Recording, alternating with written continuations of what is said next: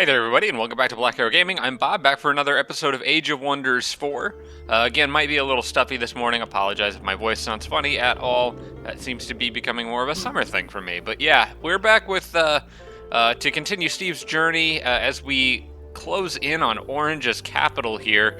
His leader is not far, just up here in the northwest, picking a fight with White. I'm wondering if he will turn around. I don't know. It seems the two of them are ready for a fairly decent battle there. I might keep an eye on that between turns. And then, of course, we've got Green over here, kind of off on their own, that they're being sieged. Probably the one putting up the biggest fight at the moment, although I did check the military rankings per a comment that somebody mentioned. That I should take a look at this, and I wanted to just let everybody know that Steve is in the lead. I'm in the lead, followed by White, and then Orange, and then Green. I'm actually surprised Orange is ahead of Green. I have hit Green pretty hard lately, but I can see pretty much everything Orange has, and that's kind of useful information because this means if Orange is ahead of Green and they've got about those 6 stacks that I can see right here. 1, 2, 3, 4, 5. Yeah, 6 stacks.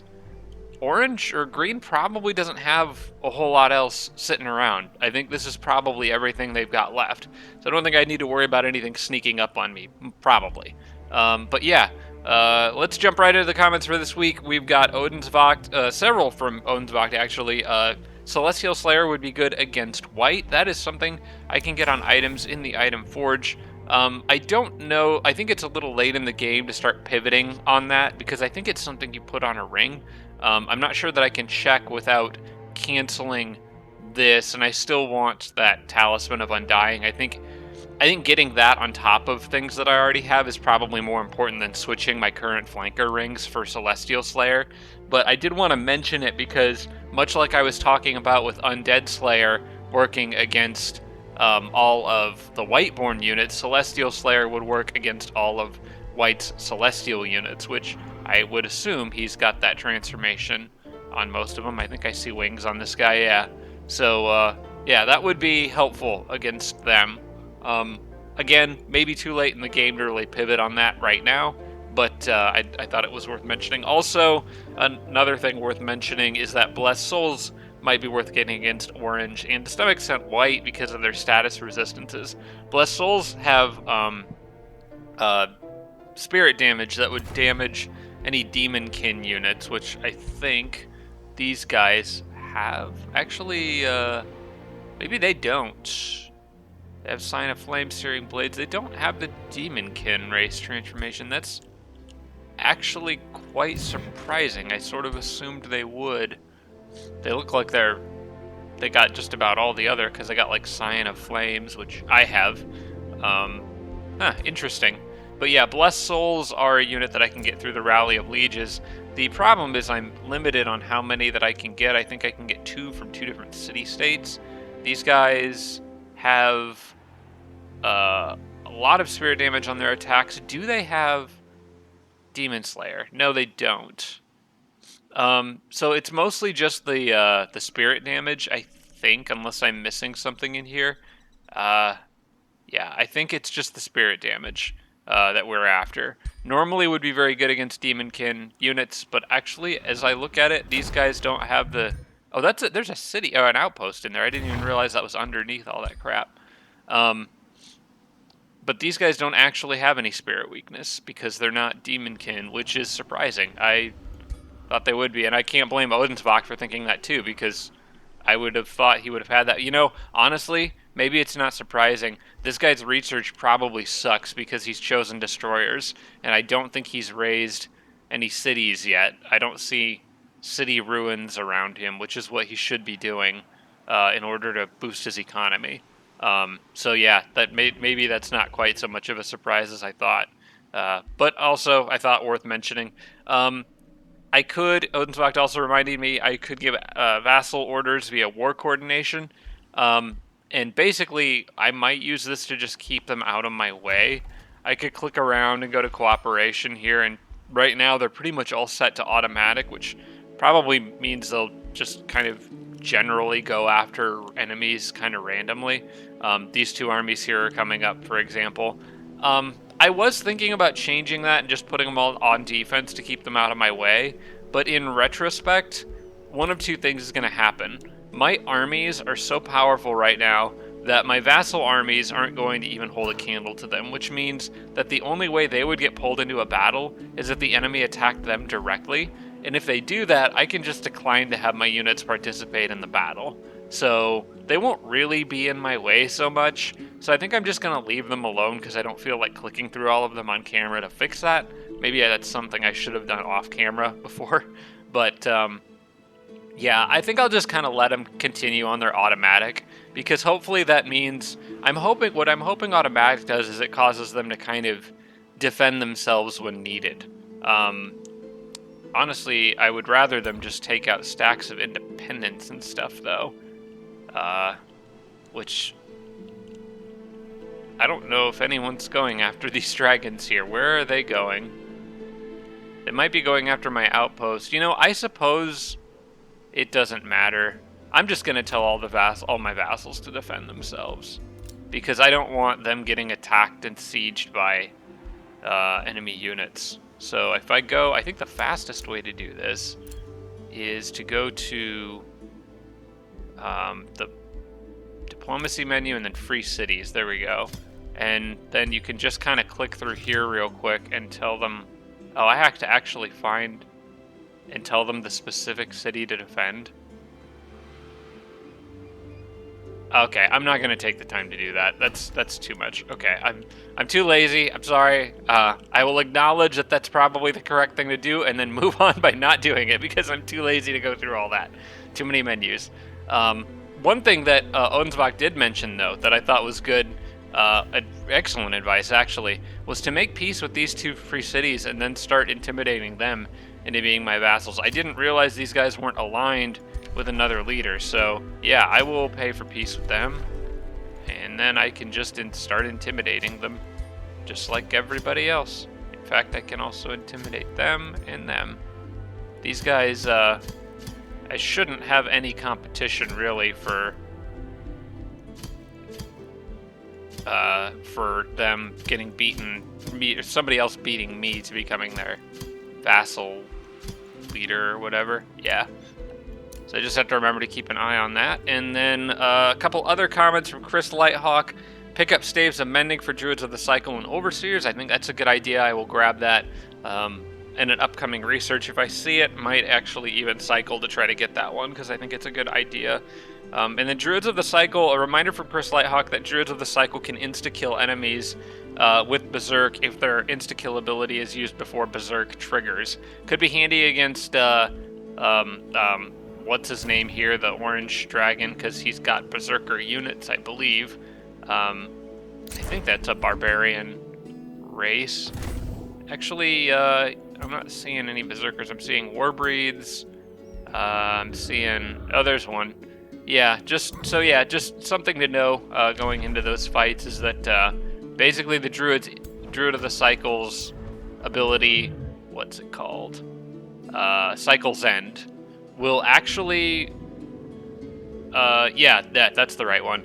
That will actually kill a Berserker in one hit if it's used before the Berserker's health drops below, I think it's 33% when their Berserk ability triggers and they get steadfast. Basically, you can bypass that if you use this at, like, say, 34% or above, which is interesting because it just ignores that thing that Berserkers get, which usually prevents an insta-kill. Also, any other ability that does sufficient enough damage to take out that last chunk of health in one hit will work too. So, like, a flanking charge attack from a powerful unit, or anyone who can deal a ton of damage on a single hit, really.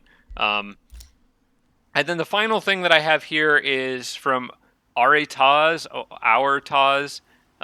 Sorry, I probably butcher people's account names all the time here, but basically, fight the dragon leaders in manual combat just for fun. I think that's a good idea. I kind of just powered through the last episode and didn't even do a single fight. I think it would be fun to at least take out their leaders. Plus, I just really think this guy looks cool, and I want to fight him. I want to see what he looks like in combat. I kind of want to make a dragon leader that looks like this, just because they're cool. But yeah, I will try to do that. I think that would be fun, and then we can continue. I think that's it. So let's see. That outpost is building the work camp to get the teleporter there.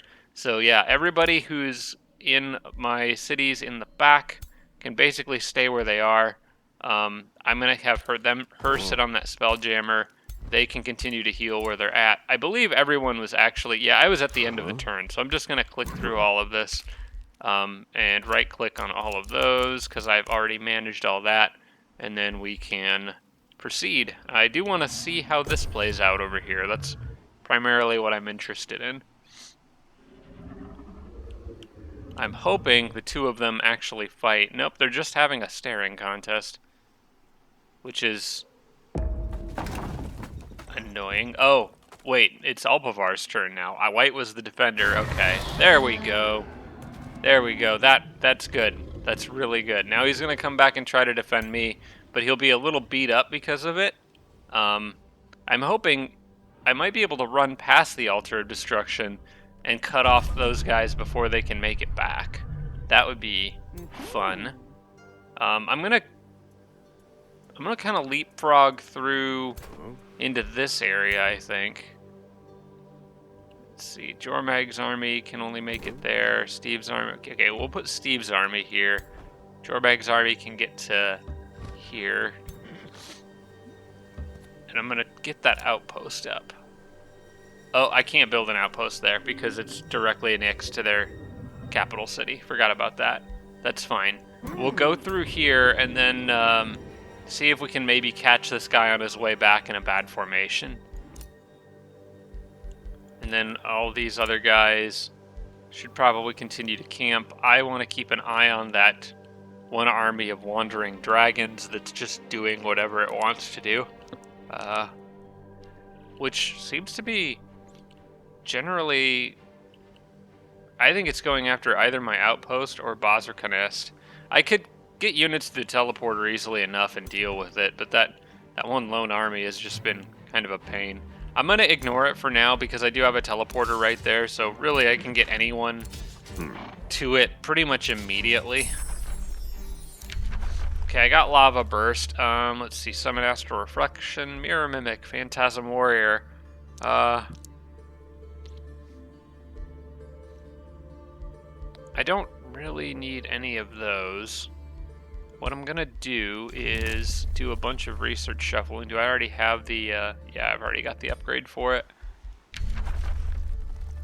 Let's see if we can get something better. Meteor, Shower, I don't really need any of those. Yeah, none of these are particularly useful. Except for that one, Parting Gifts. Could be kind of fun.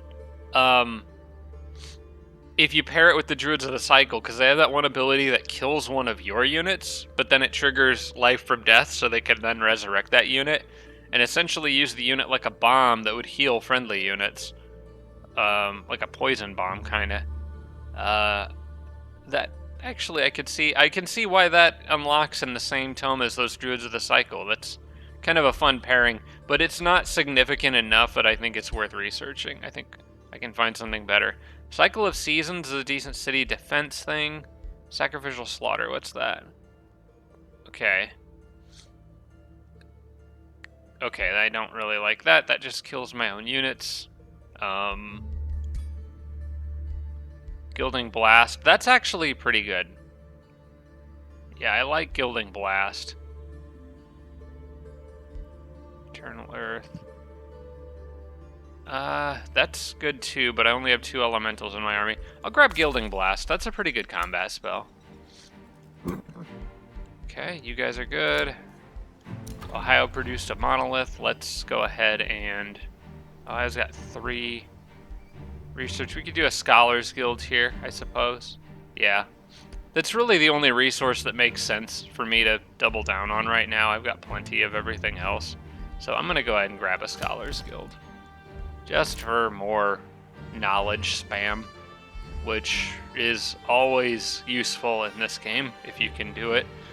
Let's see, we got the work camp. No, we don't have the work camp here. Let's get that. I put walls here first because of the dangerous area that it's in. Denver can annex another province. Let's grab... What does Denver have here? It's working on the Bazaar of Wonders right now. Wanted to see about getting the Great Foundry, I think. Or the Reaver Manufactorum. +5 draft. No, that's just draft. I don't care as much about that. Anything that gives gold, probably the Great Foundry. Gets bonuses from adjacent mines, so...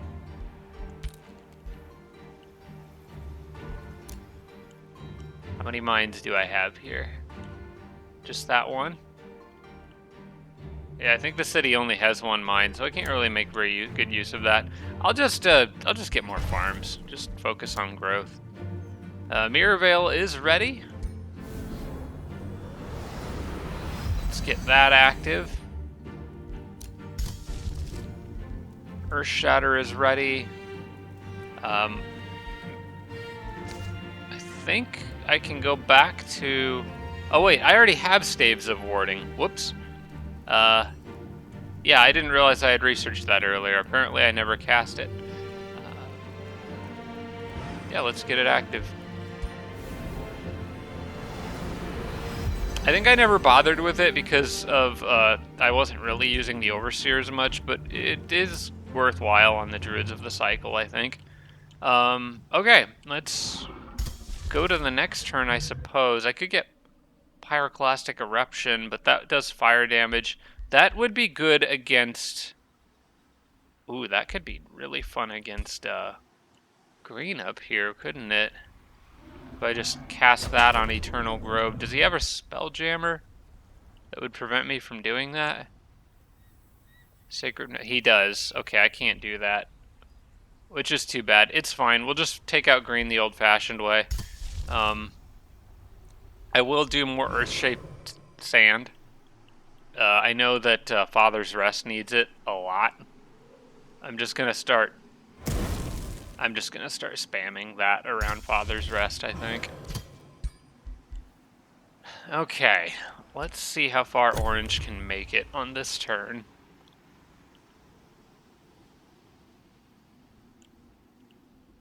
Hoping he gets caught up in the woods here. It looks like he kind of did. Okay, so what he's doing is he's splitting his army. He's keeping some up there to guard his new outpost, but he's kind of leaving his capital a little vulnerable. What is this? I think the city-states are fighting amongst themselves.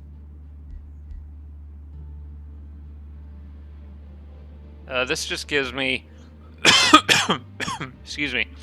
This gives me relations with Gemkeep, but I'm not actually using Whispering Stones on them. I think that relationship thing only matters, as far as I know, to determine your rate of allegiance gain. But if I'm intimidating people, that doesn't matter. So I don't think that actually does me any good. You guys can let me know if I'm wrong about that. As far as I know, this symbol here, the relationship, only affects your rate of allegiance gain with city-states. I don't think it has any other benefits, but please let me know if I'm wrong about that. I honestly don't know. I could train a Dragoon to do the same thing. I'm not doing any draft in DC right now anyway, so... Yeah, sure, I'll do this one because there's no downside to it. And it does give them a Dragoon unit. That's fine. Okay, so... I can't reach that guy on this turn, so I probably just need to start the siege. But I am going to start the siege from... Can I get up here? I'm going to start it from over here. That way, if this guy tries coming down, I'm on the north side of his city. I can kind of move over to here while still staying in the borders. In fact, I could get an outpost set up. Yeah, okay, I know what I'm going to do.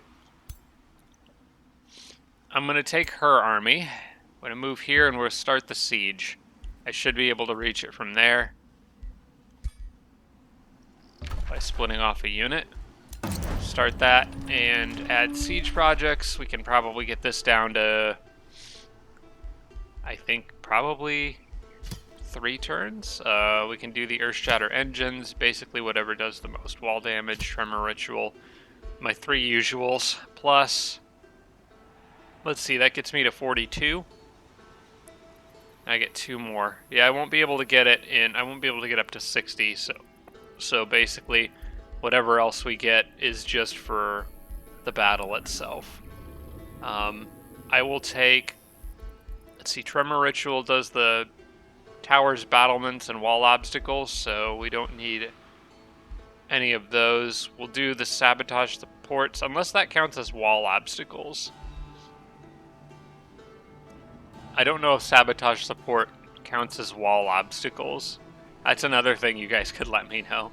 I'm going to go ahead and do sabotage support anyway, just because they are saying 2 different things here. Then I'll probably do sow confusion.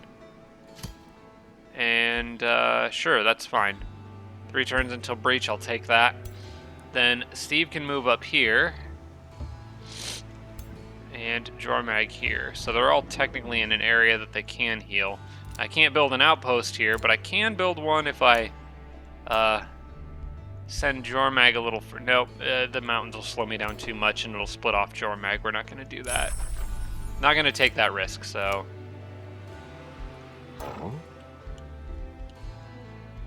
Okay, Hawaii produced an academy. Okay, we can do the Ironclad Citadel upgrade there, so may as well do that. We did get walls in this outpost. I can now... Oh, come on. City-state borders expanded and took my quarry there. Or took that spot that I was going to expand to. I guess I could just knock out that mountain and put a teleporter there instead, so it's not a big deal. Is that the work camp that I just finished? It's not giving me the option to make the work camp, so maybe it is? Huh. That's a little weird. Let me try knocking out that mountain there. Now will it let me? Oh, there we go. I had already finished it. I just didn't have anywhere to put it. Okay. And we'll just upgrade to stone walls because why not?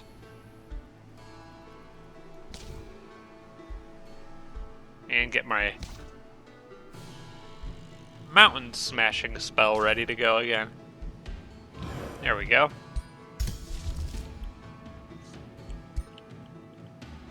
Probably gonna sneeze here in a second. Ah, you're all welcome. I got to my mic mute my mic mute button in time. I don't know what my allergies are doing. This is ridiculous. I don't normally have summer allergies. I normally reserve that pleasure until the fall.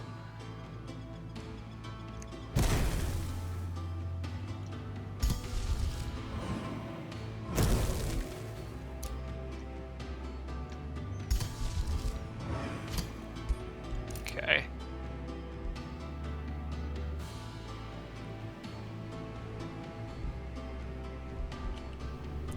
Is there even a place? Okay, there is a place for me to... Yeah, I'm getting surrounded there a little bit, but there is a spot, if I can get it in time, right there that I could put a teleporter. Wait a second, am I getting sieged? I saw a siege symbol near here. It was either my ally? Okay, it's my vassal. They're pillaging something, okay. Ah, it's another 2 sneezes that just kind of came and went. This is, annoying. Wish I could have gotten this out of my system before I started recording. Denver is 18.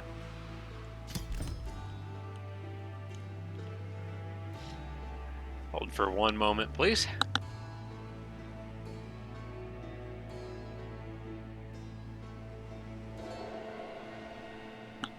Okay, I'm back.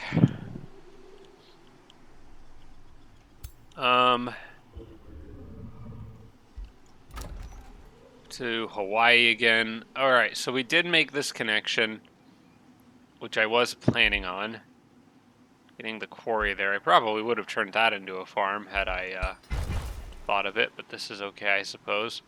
When Hawaii grows again, I think I'm going to switch those provinces if I can. I'm actually not sure how that works with, because with most other provinces, I think I can just disconnect it if I want to. Yeah, I can dismantle it, disconnect it. I'm not sure if you can switch wonders between cities. I don't know. I've never tried to do it before, so. This game is still new enough that I'm constantly trying things I've never done before.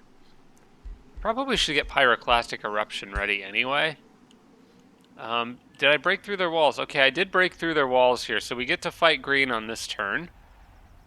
I think I'm going to go ahead and do this now. I can't really cast any spells because he's got that Spelljammer, so I think we just kind of go for it. It seems to think Dave's army is the weakest one in the bunch here, although I don't know that I think that's true. Kind of Stanley's army might be, even though Stanley does have quite a few tier 4s. I trust Dave's group more than Stanley's group. So we're going to back Stanley's group off for this one. They're a little bit greener.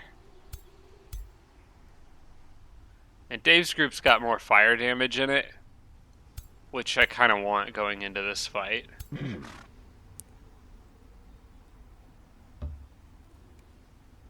Alright, let's do this.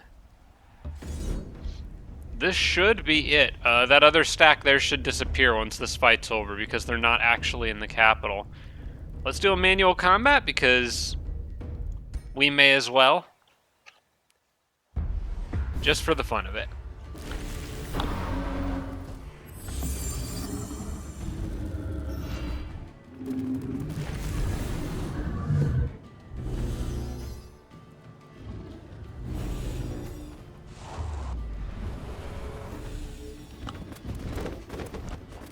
Here they come. Looks like they're ready to come out of the walls, and there's that dragon. Man, he looks so cool. I can't get over how cool that dragon looks. That's awesome. Let's see here. First off, let's get that combat speed turned down so we can see what's going on. I might go straight after him.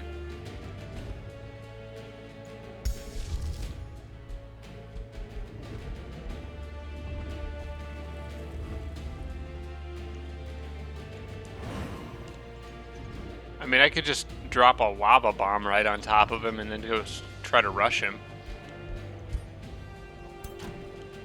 I could also hit him with an incendiary.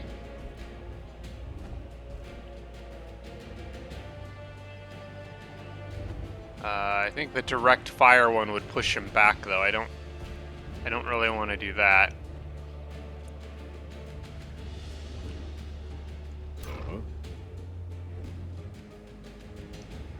Okay, I've never used these guys before. How do they... Okay, they do move. You just have to click that. They can't move very far, though, can they? Huh. Okay, I think what I'm going to do is... We're just going to designate target on the dragon. And we're going to kill him right away, because he was dumb enough to run out to me. Because all of these dragoons have flanker bonuses. Look at all the damage I do to him. 69 physical, fire, and poison. He's just dead. He's just absolutely dead. Okay, fine. Your funeral, pal. Boom. Oh my gosh. Oh my gosh, that's so much damage. Who gets the pleasure of the final kill? We'll give it to my gold golem, I think, because I'm going to try to gild that fire wyvern in the same hit. Alright, go get him, buddy. Right there. Whack. And down he goes. And Fire Wyvern is gilded. Excellent. Okay, that was the most... Compared to all the trouble... Compare that to all the trouble that Bosricon caused me earlier in the game. And this guy just folds, like, and it's over. That's sad. That's honestly kind of sad. But oh well. I guess I shouldn't complain. Let's see, what do you got? Now you just need to move up, I think. We'll just get that dragon to come after us. I believe Sharon has Sentinel. I want to double check that, but yeah. So she can actually kind of act like a polearm unit and move into a risky spot and defend. Although there's a lot of range units that can hit her, so might not do that. I'm going to move this guy up as far as he can go. We'll move the Dragoon kind of behind him. I want the Dragoon to not get hit by anything on this turn. I'm just going to move... Actually, the Dragoons could just finish him off, because they may as well. They can shoot this gun every turn now, which is insane. And if that dragon wants to come in and tail swipe, he can't hit them because they can move too far away.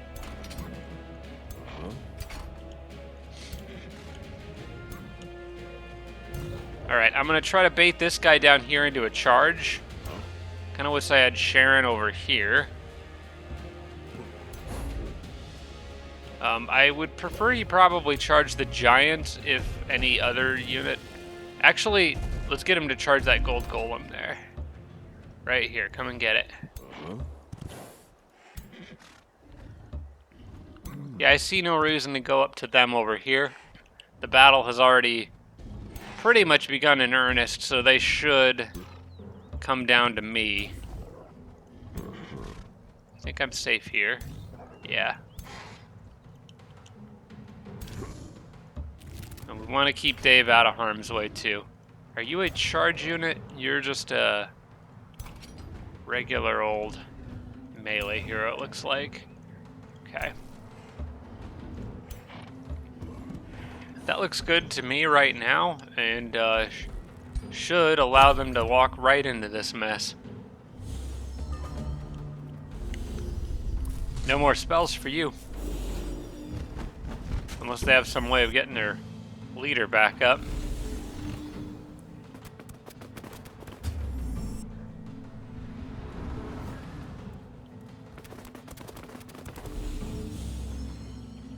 Okay, those guys are just chilling up there. That's fine.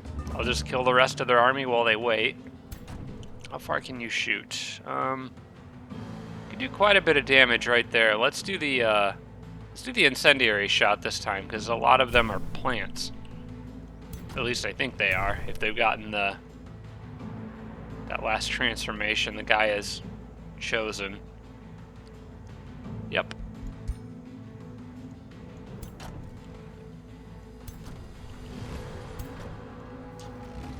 This is gonna hurt.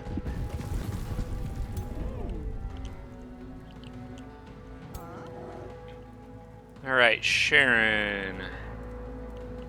Why don't you teleport behind our line? I think you can move and do that. Yep. Go right back there and hit that guy. If I can get a double guild here, that would be nice. We got a single guild. Oh, that warg is already gilded. Alrighty. If I move these guys up here, I can start blasting these things.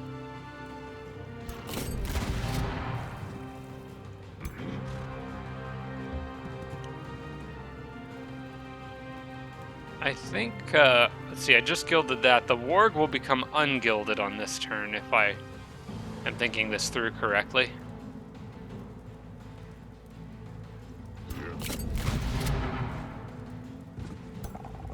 And then what I would like to do is a lava burst right on top of all of them.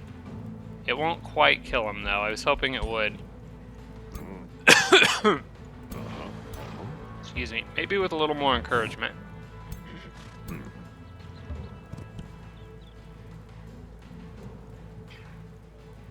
No, I won't be able to now without catching my own units in it.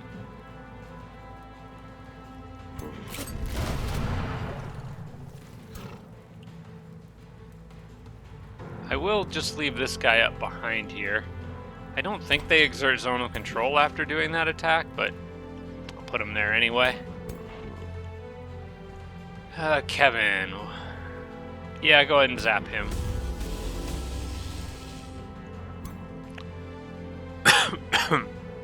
Man, I apologize. I'm sorry for all the coughing and pausing to sneeze and blow my nose. I'm a mess this morning.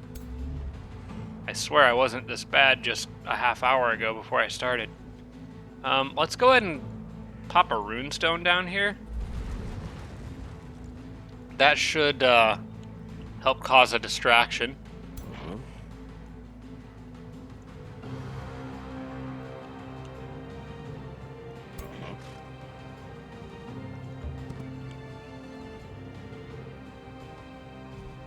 Oof, my gosh.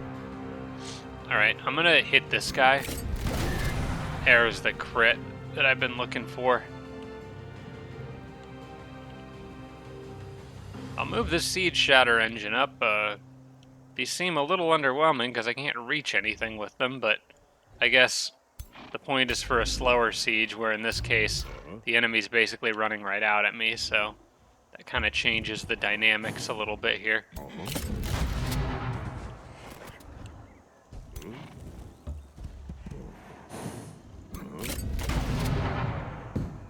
Slip away. Yep.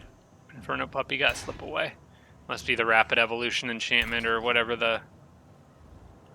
I think it's the Rapid Evolution enchantment that does that. Yeah. It's a handy one.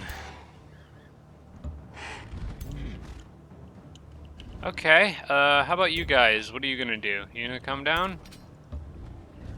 Maybe I can bait him with this, weird siege engine thing. I wish it defaulted to its move, not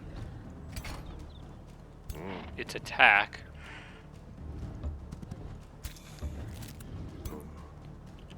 Actually, let's leave Dave right behind that golem.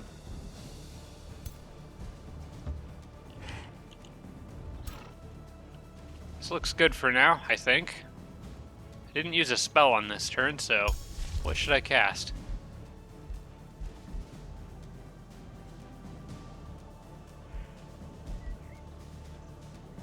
Yeah, sure, why not? Just for fun? How much spellcasting points do I have left? Ah, you know what? Just for fun. Let's just do a big old tectonic shatter.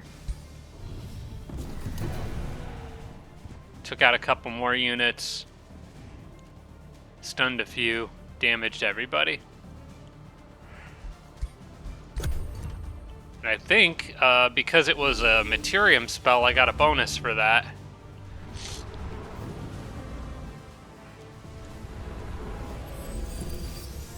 Because of the Materium amplifier lens and those other buildings in my capital. Now we got some action over here. Alright, about time. I want to see what that Earth Shatter engine actually does.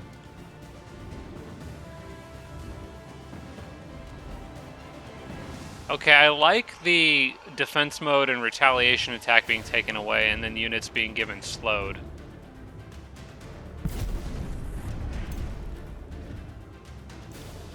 But aside from that, it seems a little underwhelming. I think still worth it for the siege damage, though, because it brings like 10 siege damage.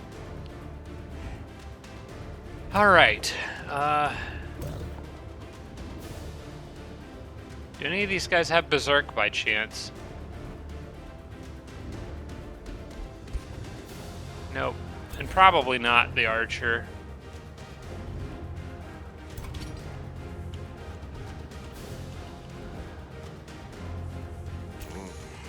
I want to get rid of those heroes. Yeah. I think I'm going to use... that hero's pretty tanky, so I'm going to go ahead and use designate target on him. Mark distracted, Sunder defense. Dave can now do much more damage on him. In fact, I need to remember to mark targets. I haven't been very good about that.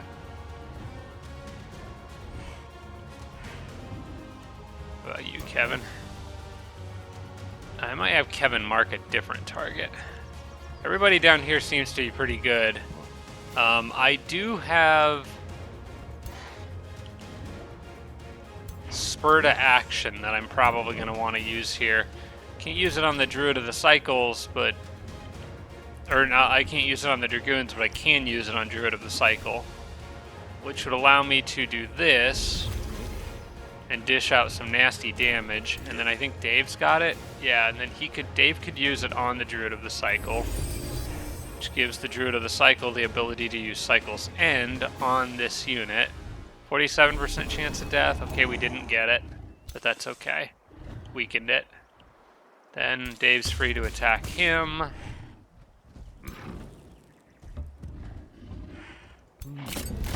Dragoon will actually mess him up. And then let's see. Giant can't quite reach, unfortunately, but the Phoenix can. Let's go ahead and throw that Phoenix in there. And we'll just charge. And I think between all my other Dragoons should be able to finish him off.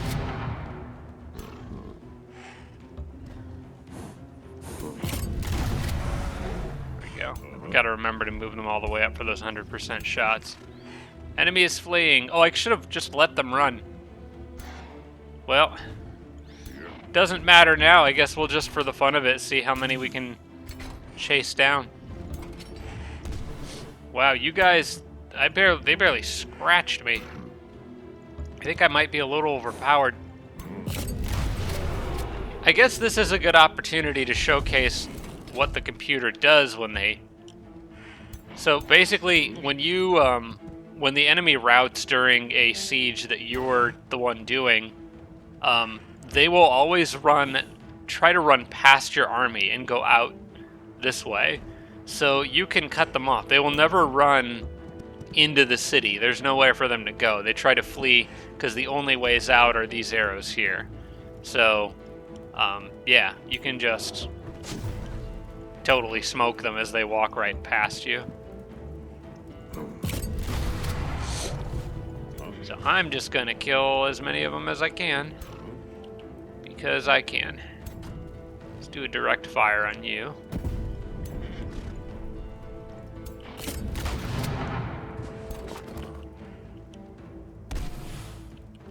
Actually, that direct fire was kind of pointless, wasn't it? Alright, I'm just gonna put you guys on defense. I'm pretty sure I moved everybody else for the most part. There was one unit in there, you guys, that can move a little further this way. Okay.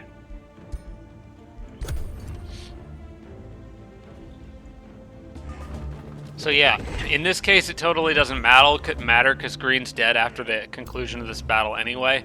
But in a lot of cases when you're sieging the enemy, you actually really do want to take out as many of their units as you can along the way. I don't like that 70% there. Let's take a 90. That's a little better.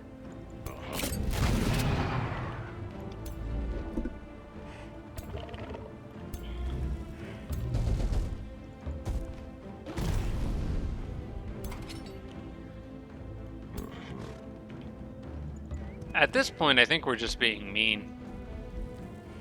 I'm gonna mark target or designate target on these guys over here. Is that a berserker? It is. I've already used Cycle's End though, so that should trigger berserk. And then he'll actually just go after my units until it wears off, I think. I don't think berserk overrides, or I think berserk does override routing. Another thing I guess we'll find out here shortly.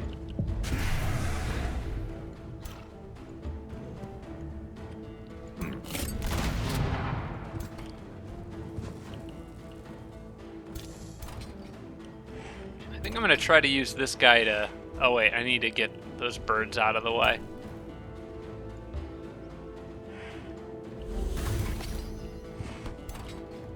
You, move.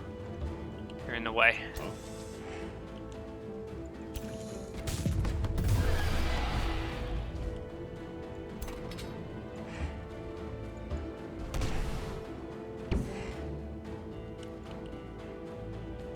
Oh, look at you being sneaky.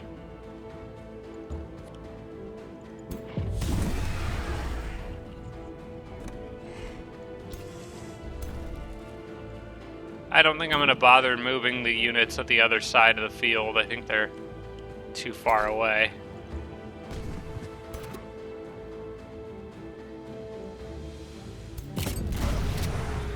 We'll just finish off what's over here and then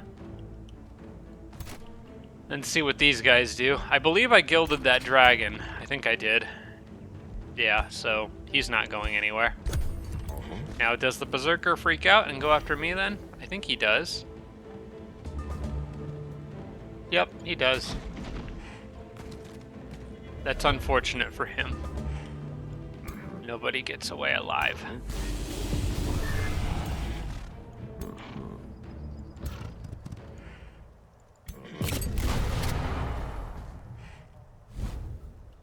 And then I think it's just this dragon here.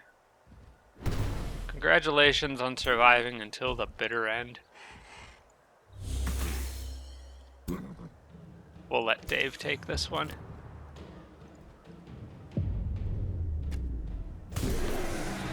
Down he goes. All right.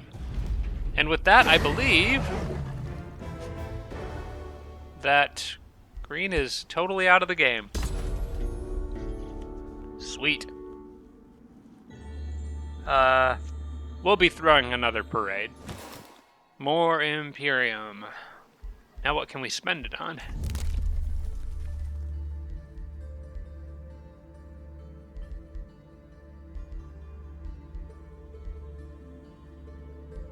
Anything that's focused around raising cities isn't that useful. That one does me no good because there's no rivers or coasts in this map.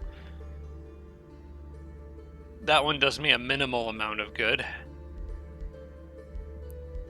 Honestly, I kind of have everything that I need. The magic origin unit upkeep doesn't really matter. I already have more mana that I can spend. I guess that one's fine, but it's minimal reward considering how much... Actually, you know what? Mana did drop quite noticeably on this last turn. I think it's actually because I cast that Mirror Veil enchantment. I think that cost a lot. Alright, fine. We'll do the magical origin upkeep reduction. And I'll take the stolen power, I guess, just because it is somewhat of a benefit.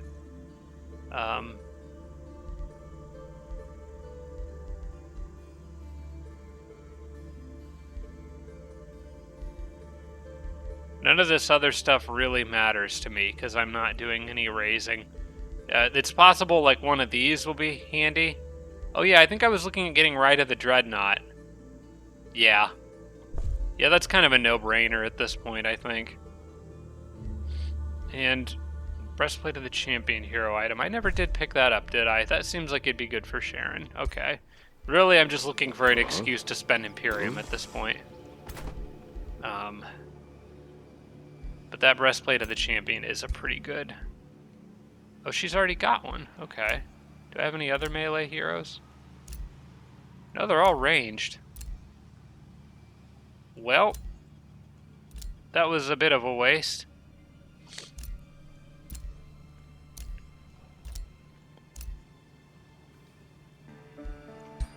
Have I already locked Stanley into that role?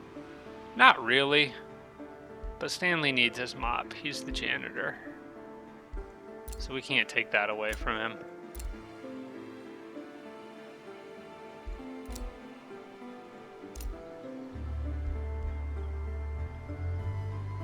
Everybody else really already has great torso items. That was just a waste of Imperium, but whatever.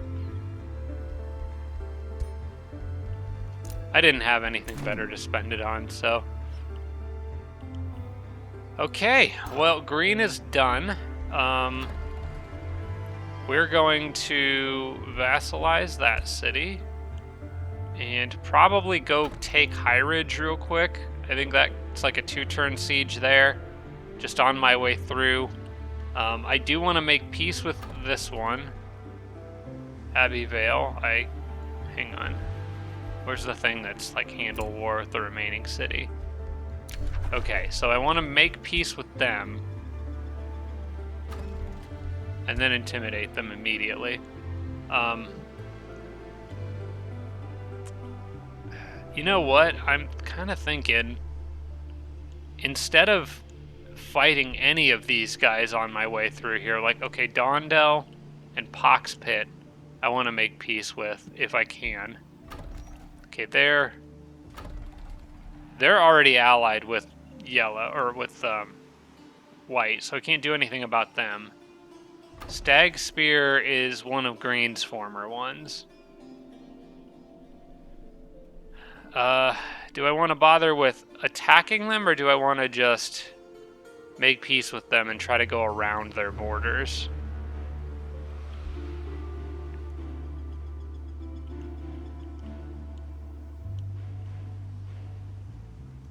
Same thing with High Ridge, because I'm thinking I could drill through mountains, but it'd be faster to just run through these places. You know, I think I can run through them anyway. It'll make them upset, but I'm pretty sure you can pass through city-state borders without declaring war. We're gonna try it. I'm pretty sure that's fine. So I'm gonna make peace and start the intimidation process. Stanley's army up here and go as far and fast as I can. And you know what? If it doesn't work, then I will just simply declare war on them again.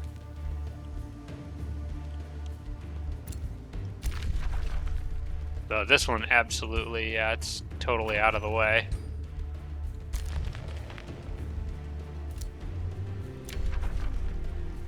Delson a war party, whatever. Negotiations succeeded. Okay, I gotta watch out for that negotiation succeeded thing.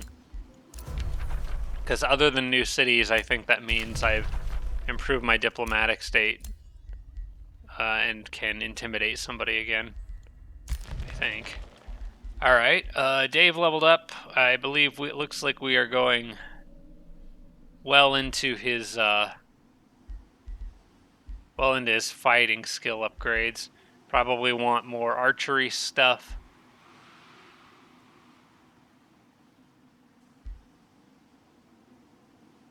That's for melee attacks. We'll take martial expertise for a little extra damage output. Captured a few people. I'm not going to bother looking through items at this point.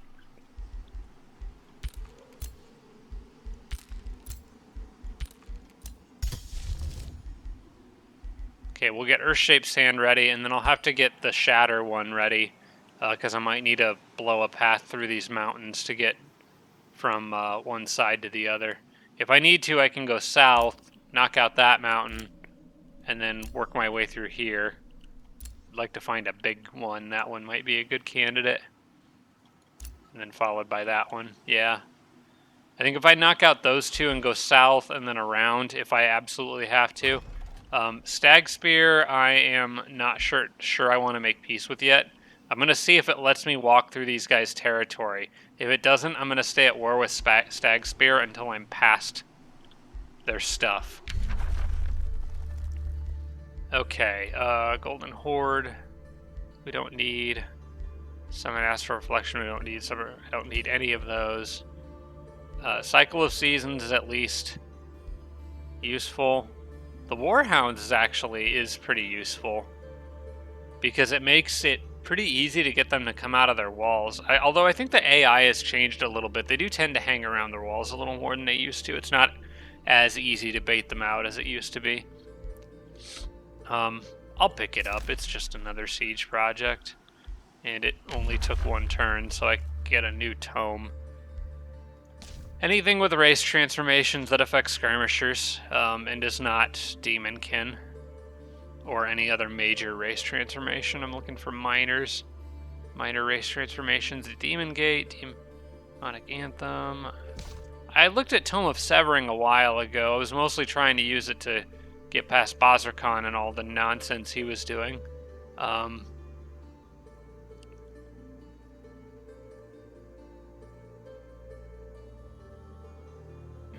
That's enchantment for shield units. Severing Golem. I like Final Banishment. That's kind of a fun one. Severing Golem is... Those guys are pretty good.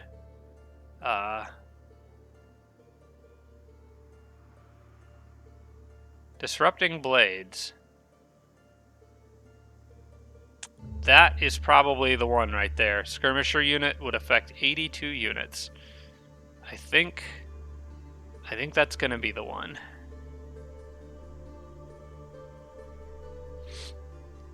We're going to say Tome of Severing's probably the primary one. I'm going to quickly glance through the rest of these. I know what some of them do already.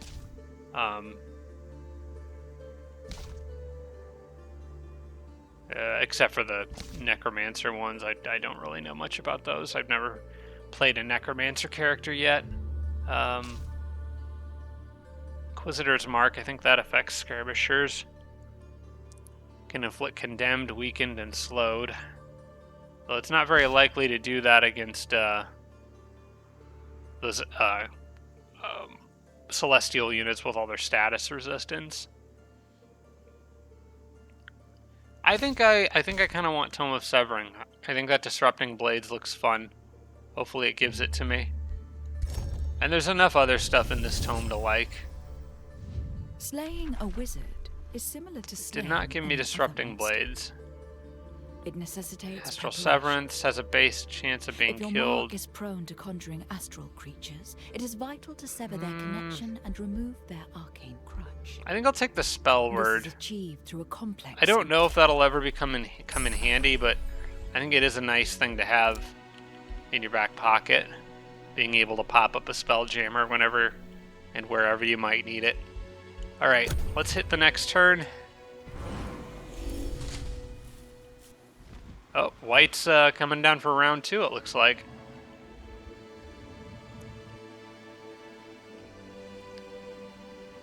And they are abandoning ship. They're just going to run into my allies down there.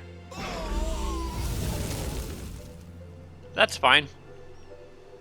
That's a good distraction, I suppose.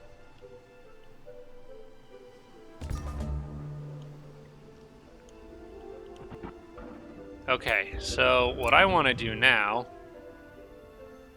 I actually think I want to leave that mountain where it is at the moment. I might... Oh, this would open up a whole nother path through if I did that.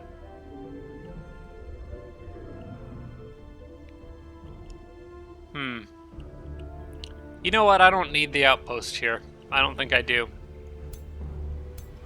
These guys are all at full health. They're fine. And it's 2 turns until the siege completes. I would rather wait, leave the mountains where they are, and then break through them when I'm ready. Because if I take this one out, it gives him a clear path to pull his armies back to me. Whereas right now, he's in an uncomfortable position of trying to defend 2 points. This would just make it easier for him to do that. And this mountain would give White another way of getting through to me. I think it's still kind of pinned, but there is a forest tile there he can move through and have quick access. I don't really want to give him that, so we're going to leave the mountains where they are for now and just siege from neutral territory. And it looks like I can pass right through here.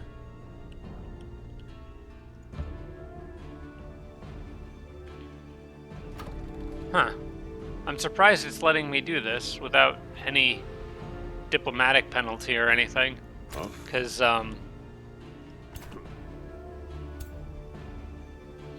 they're not technically my ally, and I don't have a... Oh, that does give you pact... Okay, never mind. Pact of cooperation.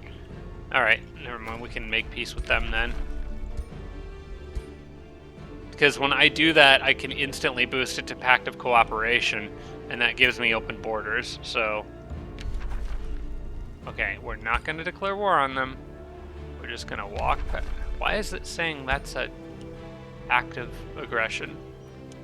Whatever, go here then.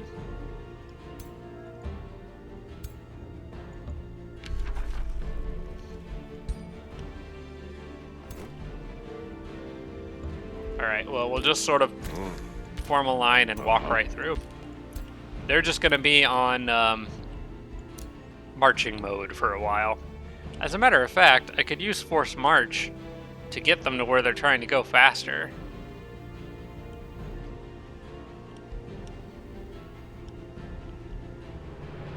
I think I'm going to do that. Because I really need them to close in on white. Yeah.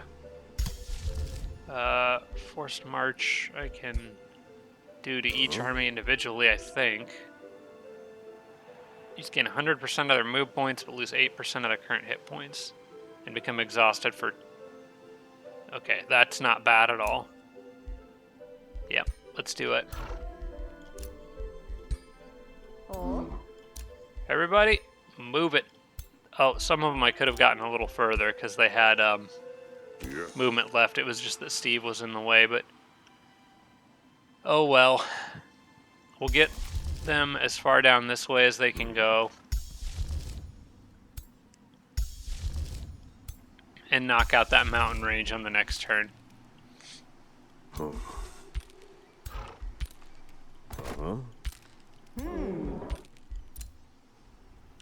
Alright, and then I think everybody else is good where they're at currently.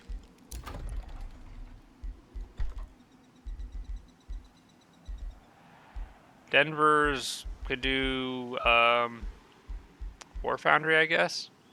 All of this is draft related, except for this one. That gives me some mana for adjacent quarries. Can't get much out of it, but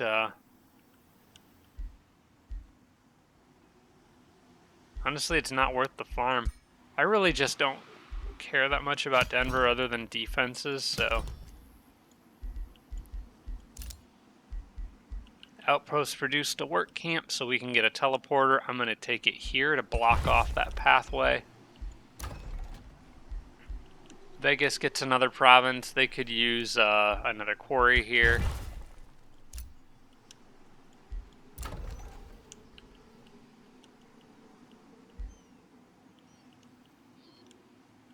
Guess I'll give Ohio another farm. And I am going to go ahead and start shattering some mountains here to make way for Steve's army. Need to keep ahead of that. Wherever they are. Here we go. So I'm thinking I do that one first and then this big one here.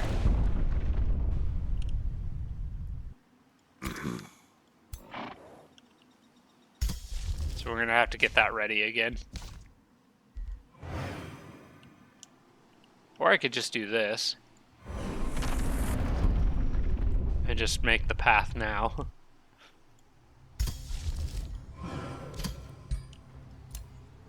In fact, they could even build a road as they go.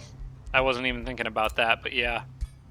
They can move more quickly through there if they do that. Okay,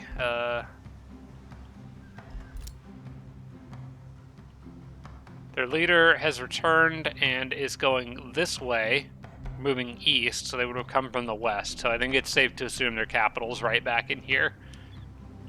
Okay, good to know.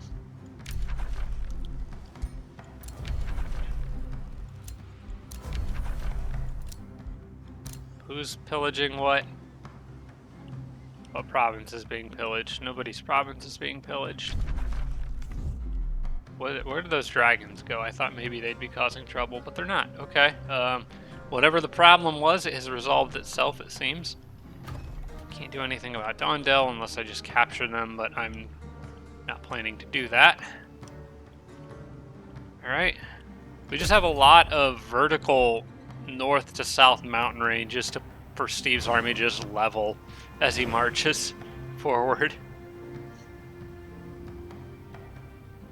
Not Steve's army, basically everybody else's armies. Dave and Kevin and Sharon.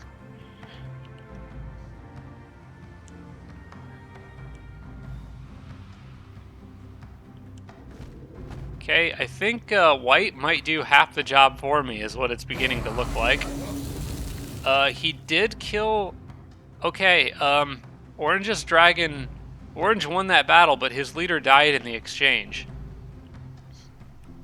So he's going to pop back up here at his home base, but I'm not sure if he'll be back in time unless he's got the quick respawn ability for leaders.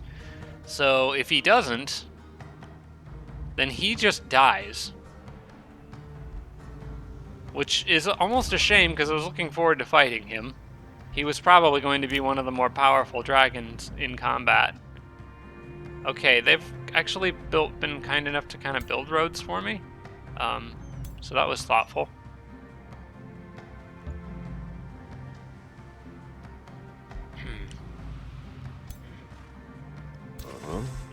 I can build more of my own. I think what I'm going to do is go north more. That guy's got a derelict workshop causing trouble for his city. I'm just going to ignore that. I'll go south and just go past all of it.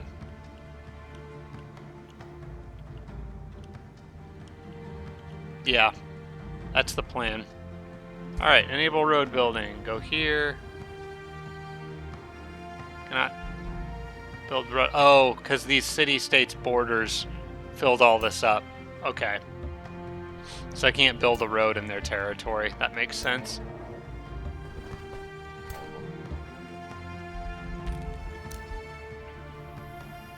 Okay, well, one turn until this is done. We'll slightly readjust to where Steve's here.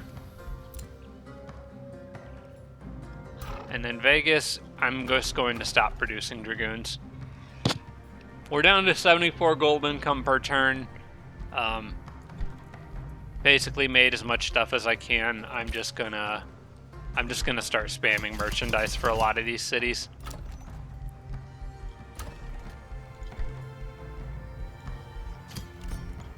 Unless they have defensive buildings they can make.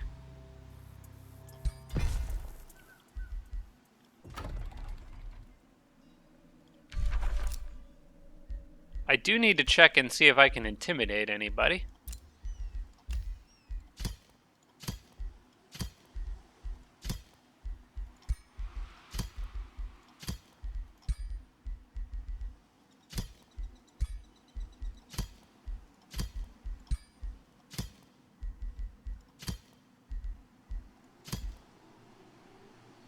Debheim I can make peace with, okay.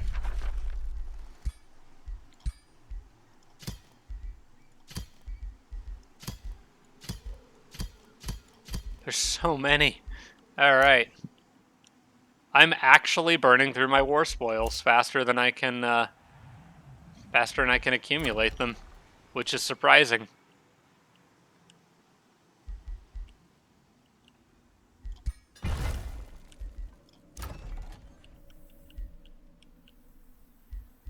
Just gonna start grabbing as many farms as I can. Okay, Earthshatter is ready again. I'm going to continue to make a path through. I think the fastest way for these guys is actually to probably go this way. Just knock out this mountain here, and then go straight through. I'm actually going to knock out the mountains now to make more room for what will be my future vassals. Yeah, I'm going to do that. Oh, I can't actually do it until I can get there and see it. Okay. Well, we'll have to wait on that.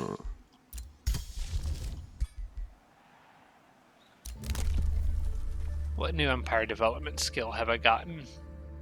That one really doesn't do me any good right now. I'm just gonna ignore it. for the time being. Talisman of Undying. All right. Item Forge. I'm just going to make more of those. Like I said, could do Celestial Slayer. I think that's on the rings. I do want to check. Because if it's not, then I might invest in it.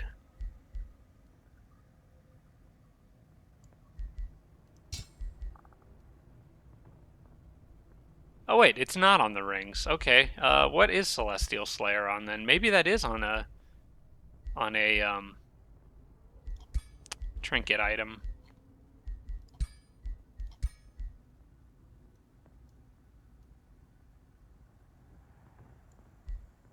Or is it on weapons?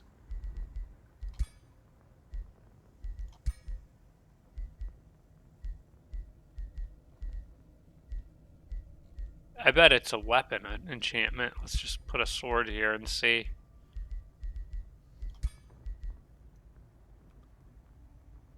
Okay, that's where all those are.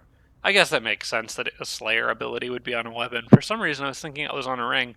I'm not going to reforge everybody's weapons to put that on there. But, like I said, I do still think it was worth mentioning because it might be useful to you guys in the right circumstances. As for me, I'm going to keep... well, first I'm going to go into my arsenal and break down a bunch more stuff.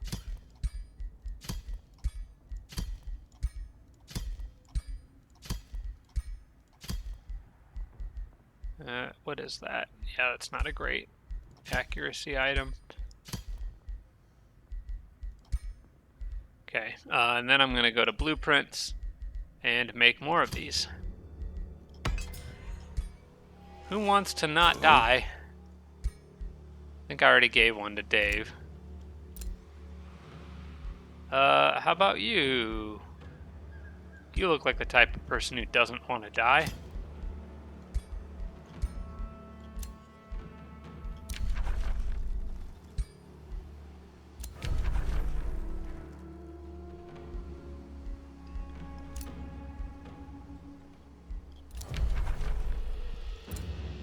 We're all done with Bazrkan S. Bazrkan's former capital is now my supreme vassalage ally. What a nice feeling.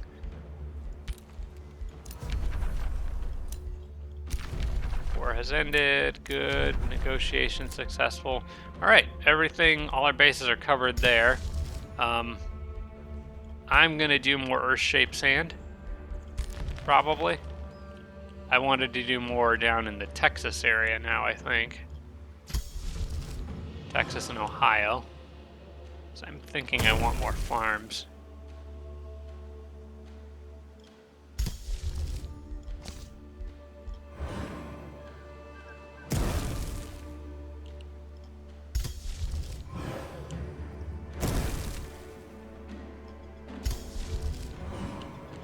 Ooh, I can do this a lot. Okay.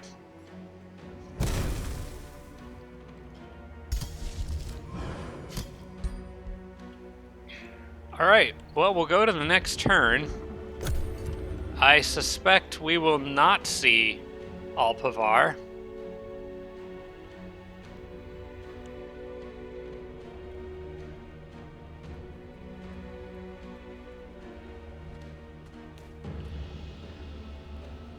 Because I don't think he would have the ability that lets him come back immediately.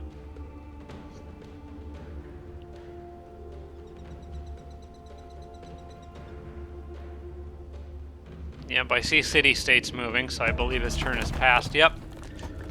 He's just dead. He's just dead. I was gonna do that one manually because I wanted to fight him myself, but he's not gonna give me the pleasure. So I will do this one in auto. I don't really see a reason to do it manually if he's not involved, if the main guy himself isn't involved. Unless, of course, somebody dies. I really shouldn't lose anything here, but yeah. Well, dismiss those units, and just like that, 2 for the price of 1 in one episode. 2 dragons go down, and I'm gonna spend the gold and get the Imperium, even though I'm beginning to question whether I actually need it. Let's see, I did get going to shuffle research. I want that displacing blades or whatever it is. That disrupting blades. I want that. Okay, well, that was easier than I anticipated. Thanks to White for doing most of the heavy lifting for me. Now it's a one-on-one. Yeah, we're gonna do Vassalize Conquered City. And I don't think he has any vassals. I don't think Chosen Destroyers can ally with city-states, so... Oh, Steve gets his last signature skill upgrade. What would be good for Steve?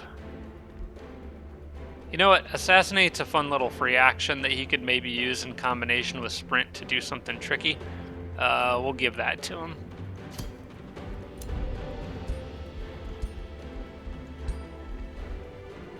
And I want him to have probably martial expertise for that extra 10% damage, because why not? It's a tier 2 torso. Are there any tier 3s? Nope, I've got the breastplate of the champion and that's it. Okay, well, so long, Alpavar. I need to get through to there. That was the plan. Okay.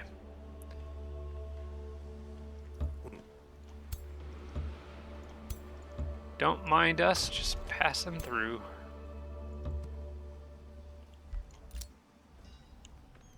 Alright, with that done, I need to get a base of operations set up against White. My plan at the moment is probably to knock this mountain out. No. My plan's to knock...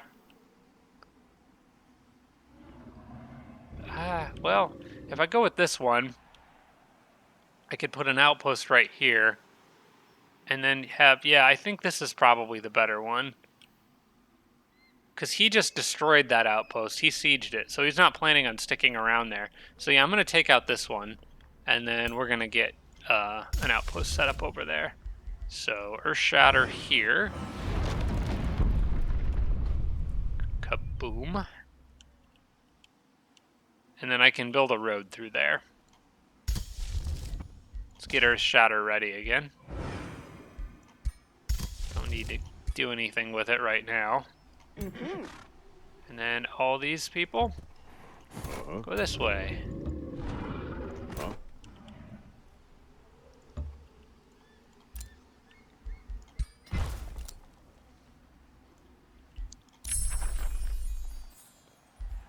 So I now have the ability to conjure a spell ward. Target empty province that doesn't contain an ancient wonder gets that. Functions as a spell jammer and provides 4 hex vision radius. Okay.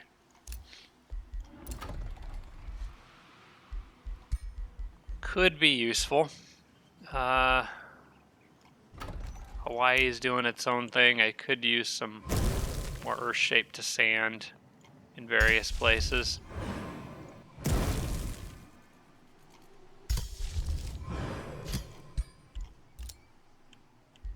I know there's a Anakin Skywalker joke in here somewhere with all the sand, but I just can't quite figure out what it is. Inspect this guy. No, I can already tell just by looking at the images that you don't have anything worthwhile. I'm just gonna not worry about that. I don't know if you can tell, but I'm getting antsy to wrap this one up. When did I start recording this? I almost wonder if I could finish this episode up, or this series up, in this episode. It's mostly just a question of how fast I can move. But I basically need to punch through Silver Court, and his capital should be just behind that. If Steve's army can do that... Well, he's trying to get down here to go after Night Fort. But I'm going to have armies barreling through there in a little bit, I think. I keep getting mixed up as to where everybody is. They've still got quite a march. Which, speaking of march, I'm going to do forced march with them again, so they can move a little faster.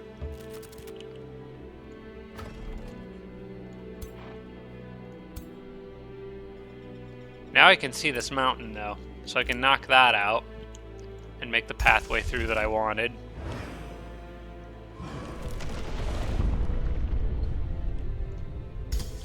Can you imagine the earthquakes that have been going on these past few turns?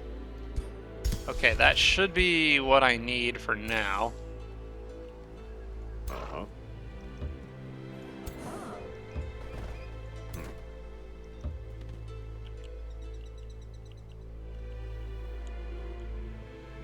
I wonder if Stag Spear will be nice enough to just...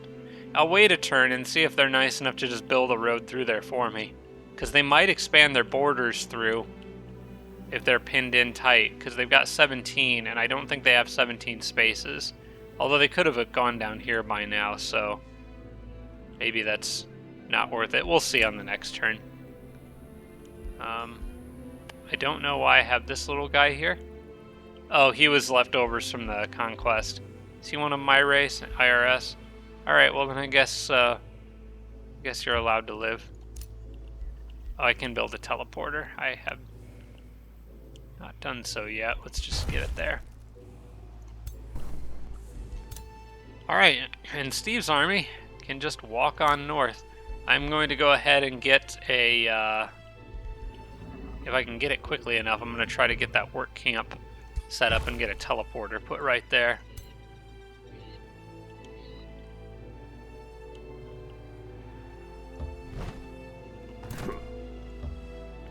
The one thing I have to be careful with is I think my Balor is going to be a little weak against these guys. Speaking of my Balor, I'm wondering, has he maxed out that slaughtered empowerment yet? No, it's only at 29. He could get more powerful. He also hasn't hit legendary rank yet, so he's not even nearly at the height of his power.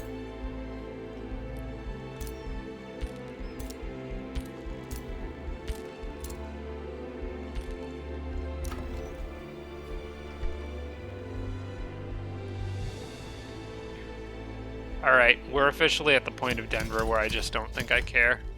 Because all of these are draft-related upgrades other than maybe the Great Foundry, which is mine adjacency, and Denver has, like, one mine.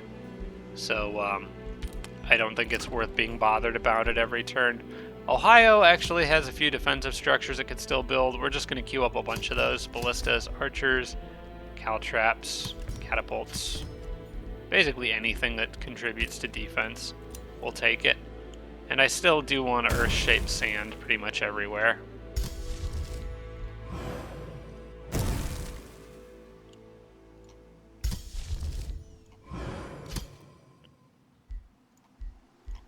Now, in 3 turns, I'm going to need to set aside some casting points for disrupting blades. Earth Shatter's ready, but not needed at the moment, so that's good. Spells are ready to launch. Empire Development Skill is available. Another one. What did I get? So units get Universal Camouflage and by domain, and my cities get 4 vision range. You know, I might take this one here that gives all the heroes 1 rank instantly. Forbidden Knowledge is pretty much useless. I might take that Crypt Blade hero item, though. I think that might pair... that might be good for Steve. Because it's a miscellaneous item. And it's a free action.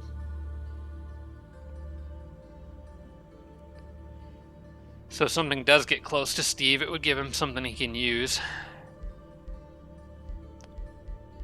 Sure, why not? Let's grab it. We've got tons of Imperium.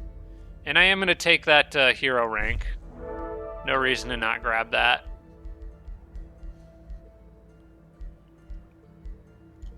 Okay, that's good for now. Alright, Steve, I would like you to take that Crypt Blade item. Right now you have Army Healing, you've got a heal ability yourself, and you have Undying. We will take away... I want him to keep that healing item, but we will take away his wand of healing, I think. Although that has been pretty useful, because he can shoot... Trigger... No. Because the mage lock is a single action now. That got changed, so... Yeah, I think we'll do the crit blade on him. Especially since I think I just gave him assassinate.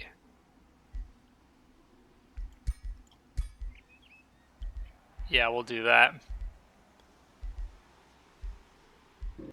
And give him more defense.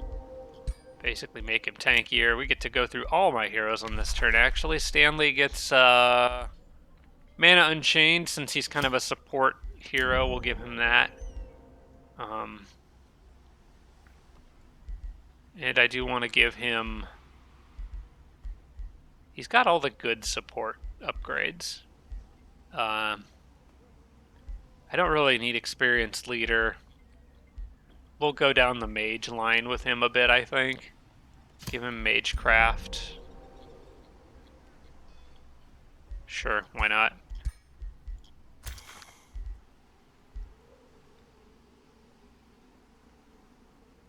Dave can get Ancient of Earth. There it is. This is what I've really been looking forward to for a lot of these guys. I'm hoping a few others can get it too. Oh, but you gotta go down this line for it. So anyone who's a mage is probably not going to get that. How much does it take? 6 more warrior skills. Oof. I mean, you could go defense, and there's probably other stuff in here that could theoretically benefit them, but I think for the mages, I'm probably going to be better off sticking with anything that does magic damage bonuses.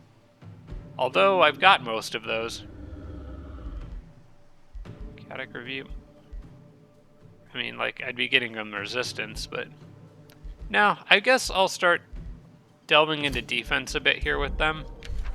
See if I can get there without actually taking weapon combat or physical combat related perks. Also wouldn't mind her having Assassinate for if something gets a little too close. I would say Visions of Woe, but I think she's almost always going to be better off just attacking something.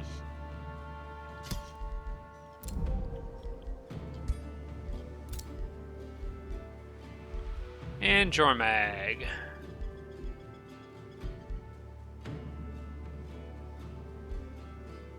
Probably want Quickened Breath. Yeah.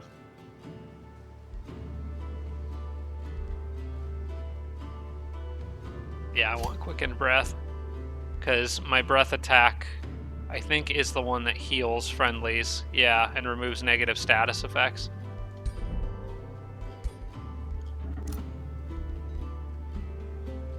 Kevin, I think, still needs some magic upgrades, doesn't he? I wanted to get Gilded Magic, so I think I need one more for that.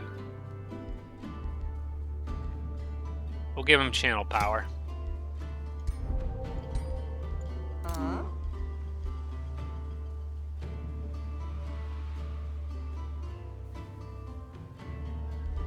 For you, we will just take Martial Expertise for now.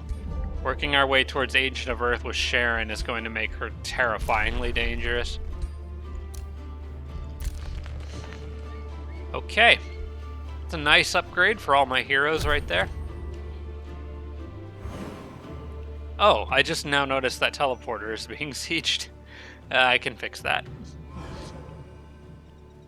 Right in front of me the whole time. I should be watching White. It looks like he backed off. Yeah, he's going into turtle defense mode. Except for down here at Nightfort, he really wants that city. And it seems he's succeeding right now. But he can only hold it for as long as it takes me to get there, because we got a lot of units pushing through here that are going to be coming right past.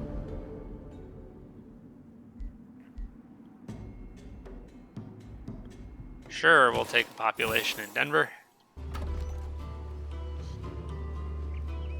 I want to shape sand here, and then pick up another farm.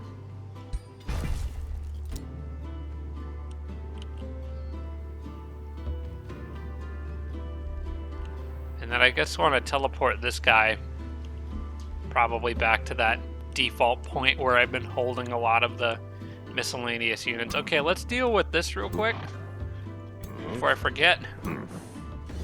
Get out of here.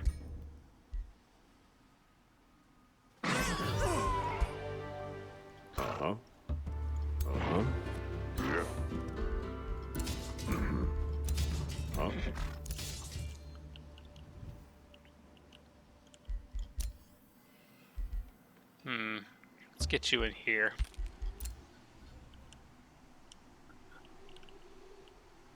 Alright, so they did build roads part of the way through there. I am going to... I want to forced march probably with them again now. So what I'll do is I'll get them... I'm going to get one group here. I'm going to forced march with them. Then I'm going to build road.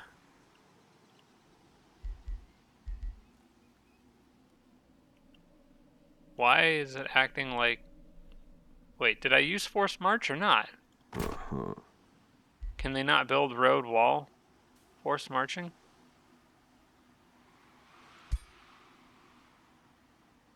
Okay, never mind. Now it's acting like it'll work. Okay, never mind. I don't know what it did. It switched to another army there for a second. Oh, they can't build the road there. Hang on, because they're not... Okay, now they can build the road, because they're out of friendly territory. Or somebody else's territory, anyway, I should say. I'm trying to get a sense of how these mountains connect. I think for now, we'll build the road straight to the west. We can pivot to the south if we need to. Let's go to this tile here.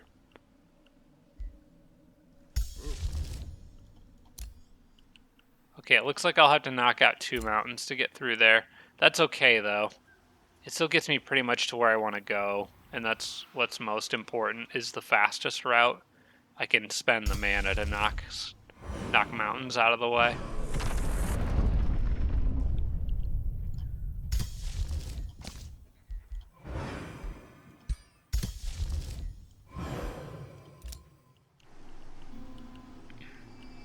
Back into my own territory, we are going to clean up more messes. Where is... Actually, Texas is looking... Oh, that's Denver. It's looking pretty good. There's all this crap in here.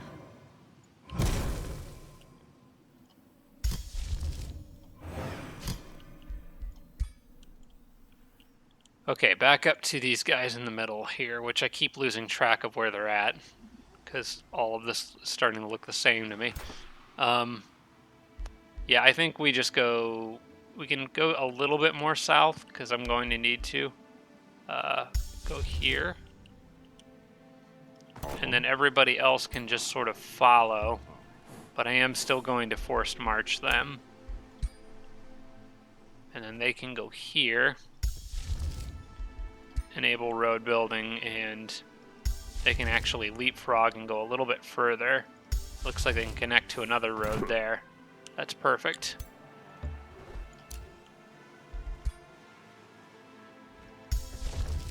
I do want to keep everyone together, or close enough that they'd support each other if attacked, so...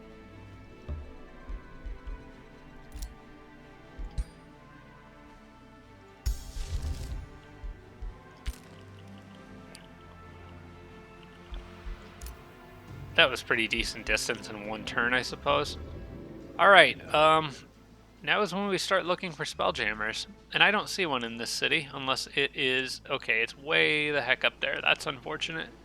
I think we're going to have to get more creative with these two. I might actually bypass this city in favor of trying to get an outpost set up on a mountain range over here. And we'll just let him attack me if he wants to.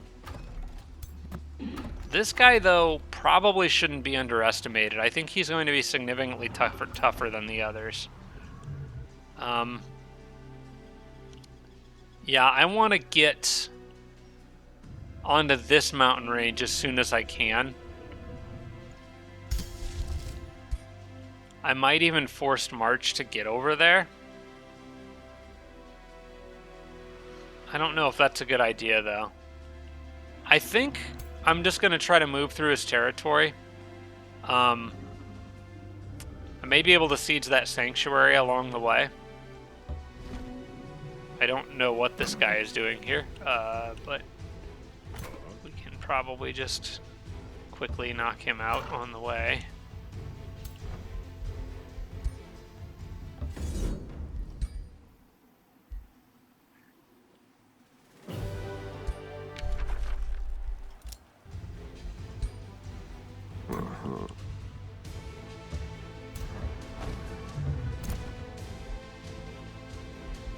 Yeah, I can pretty much just stop an army on top of that and pillage it, and then they won't have the sanctuary.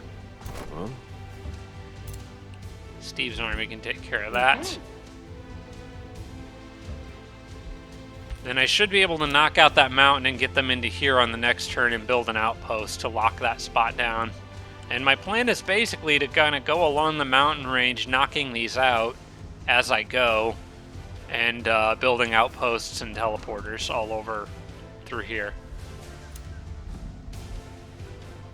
We're not going to use Earth Shatter yet, because he'll just take the territory if I do. Care about that. Alright, we can go to the next turn. Curious to see what his leader does. Okay, he is going to counterattack. It says this is a safe battle. We'll try the auto, but I suspect I'm going to have to do this one myself.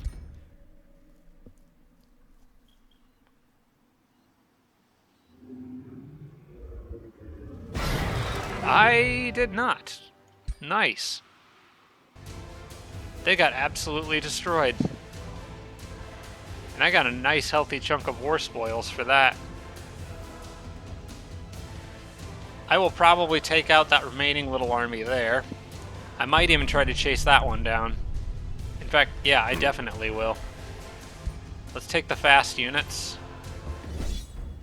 Run an auto there. Close that. And then I need to knock that mountain tile out. So I think that's still part of the plan, so let's do that.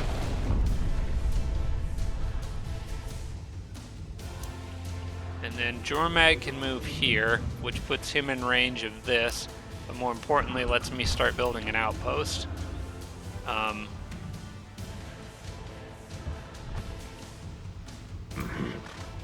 Steve's army should be able to make it here,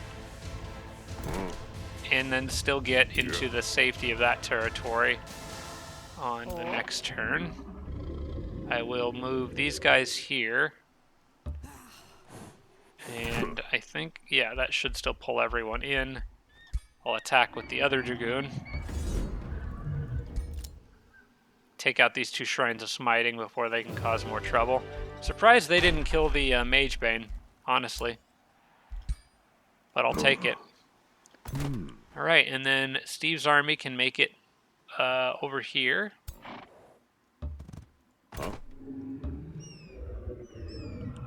And then we should be good.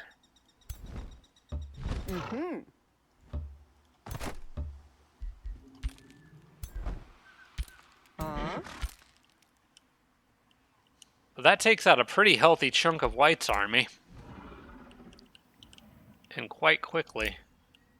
I do need to knock out that other mountain for these guys on this turn, so let's do that. Come on, can I target it? There we go.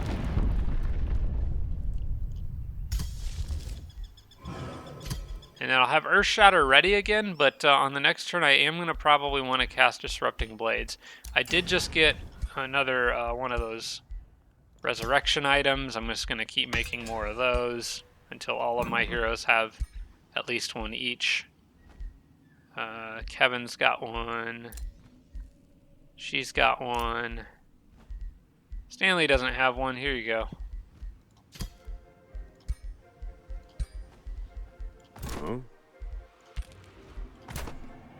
Probably should really be giving them to the other leaders that actually are fighting white right now. Although they just, honestly, their tougher battles are done for the moment, I think, so it doesn't really matter. Not going to use Force March again right now. Let's just build... Why is it being so wonky with where I put the roads? It, like, wants to go up over the mountains. Okay, I'll just manually do it step by step, I guess.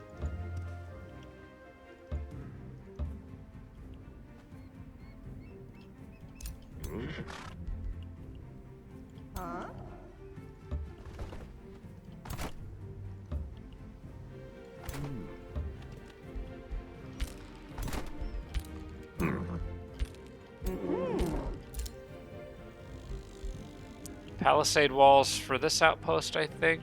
No, I got the work. Yeah, because I just got the work camp. Just finished it. So I do get my teleporter there, so we have a way to get reinforcements in quickly if they're needed. I'm going to hang on to Earth-shaped sand, just because I'll be casting other things in the coming turns. What does this guy have left? Nothing that threatens me in the slightest. Okay. Talisman of Undying. Guy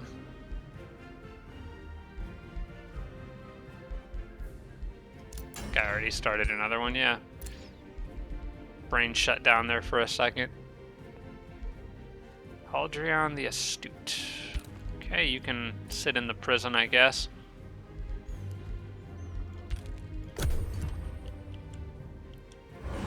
We're getting pretty close to his capital.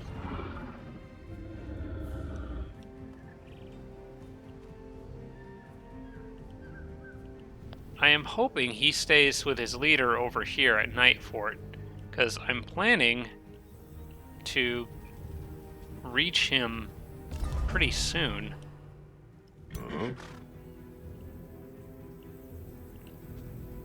Nightfort is... looks like it's being integrated or basically turned into his vassal, so I'll lose access to their roads here in the coming turns, unfortunately. Oh, hey, I need to go into my city-state menu, and I'm sure that I have a lot of intimidation to do. Yeah. I need to focus on these guys, though. Anyone who's not already my vassal. Because, especially anyone that is talking to him. Like, those guys. Yeah. He very nearly snagged that from me.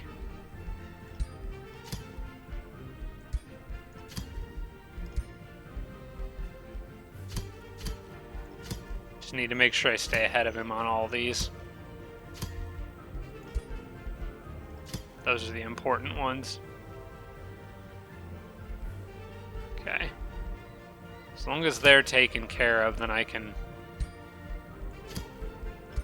bump these guys up to vassal status at least. I'm going to save some war spoils. Keep some on hand, maybe around 2,000. Just so that I can always make sure to stay ahead of him with these other ones. As long as I'm at least the vassal, that's the most important thing. I mean, technically a tributary is fine too for my purposes, but I would like to have full vassal status if I can get it. Okay. So I've got my outpost here. I think for this one, I'm just gonna... Let's see. I could get another outpost here. If I knock that out, and I believe I could reach that.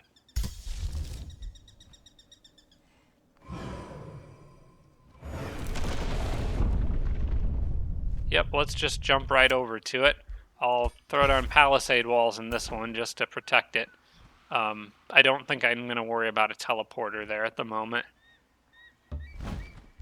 I do want to earth-shape sand on this spot if I'm going to put an outpost here, which I am.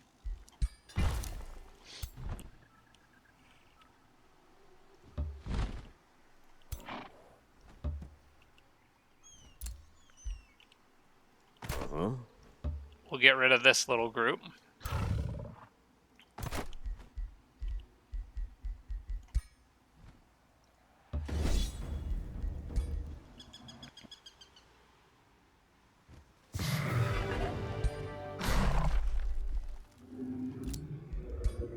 Is the Severing Golem something that you summon, or is that something that you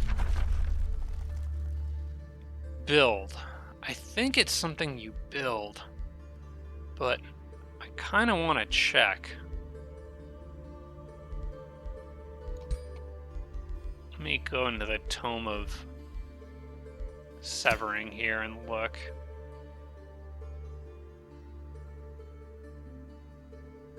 Is there a way to tell? Recruitable in cities with Town Hall 4. Okay. So that's one you build, not one you summon. Alright, well, that's fine. I was kind of thinking if it was one I could summon, I would just drop one down. What can I summon, though? That's a good question. Stone Spirit is probably the highest. Stone Spirits and then the Watchers.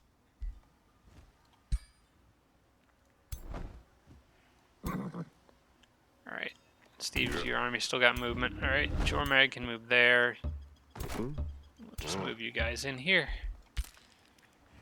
And just keep marching straight at the capital. I think I might just totally ignore Silvercourt. Because I think I can just blitz these guys. I am going to build a road.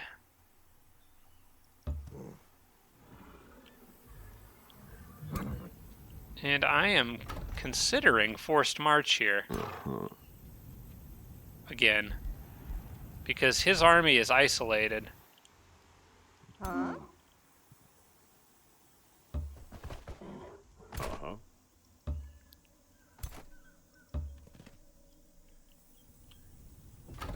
I do it, how far could I go? I think the blue is showing me how far I could go with forced march. I wouldn't be able to reach him, but I'd be able to get pretty close. And might even be able to run him down before he can get back. I think I'm going to do it. Is Night Fort technically an ally? Well, it wouldn't matter because forced march would prevent healing for 2 turns. But if it's just that one army out there, I think I'd be good. Yeah, let's do it one more time. Because I kind of want to do this while this city-state's still my ally, so that I can move further and use their roads. I think going right through here is probably best.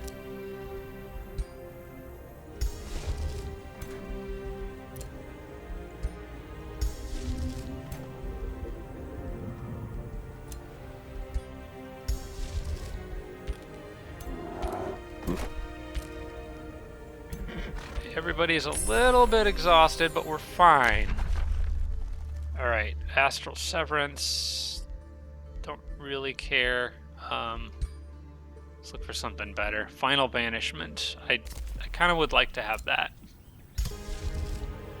And then I want to try to get Disrupting Blades cast, which is probably going to put my mana into the negative, because it's going to be affecting, it's a tier 8 spell that's going to be affecting 84 units. Well, it's a good thing I got 13,000 mana sitting around, I guess. I knew I'd find a use for it eventually.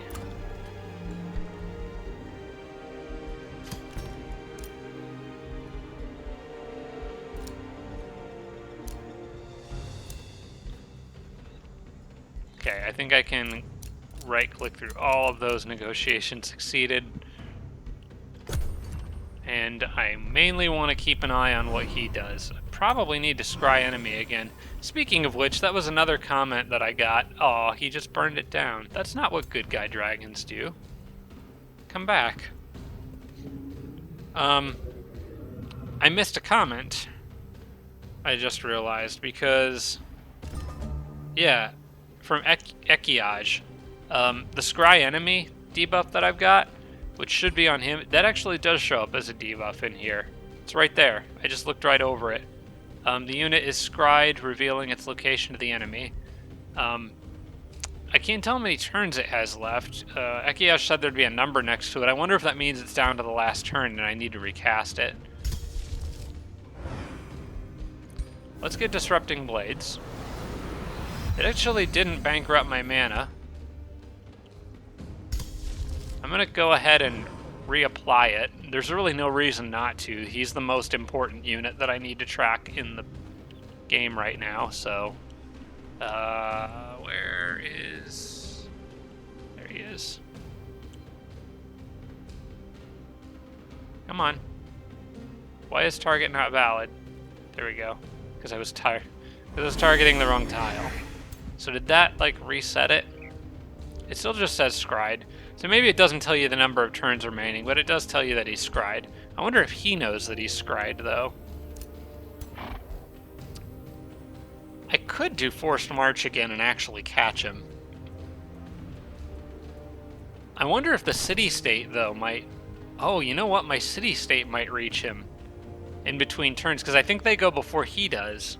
So if I can get close enough, it should pull me in.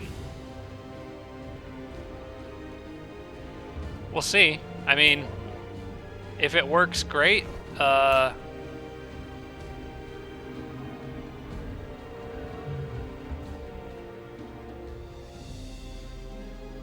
really...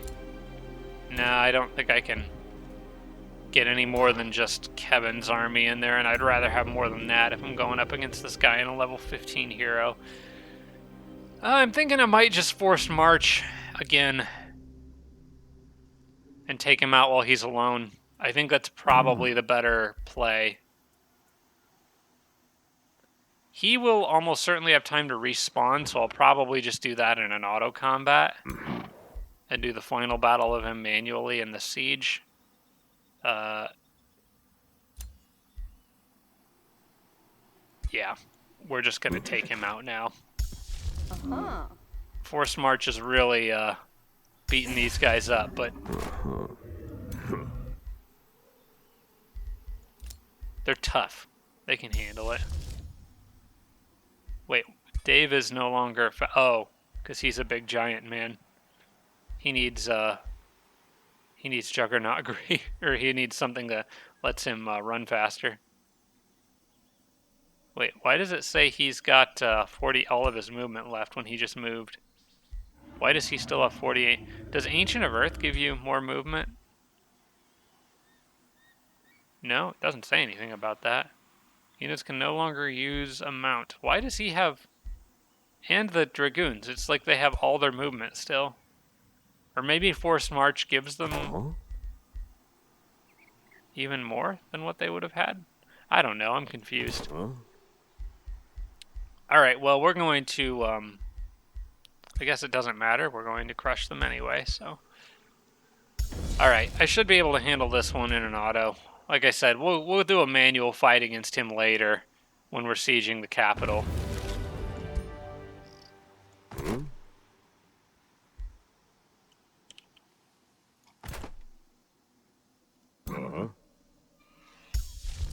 Okay, and they can't heal here, unfortunately.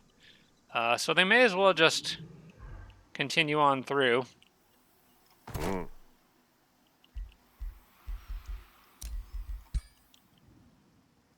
Straight into enemy territory. I might be pushing these guys a little far, but I am taking out little armies here and there, so... And that adds up. Like these guys.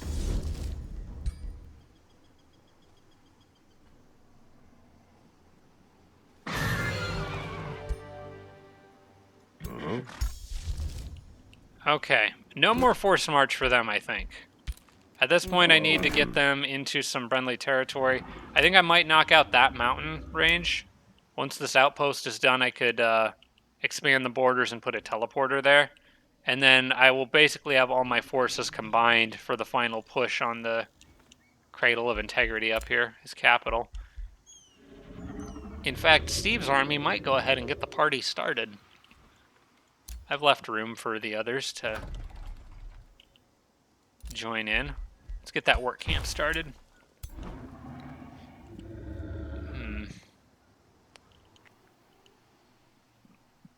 Yeah, I think Steve's army can just move straight up there.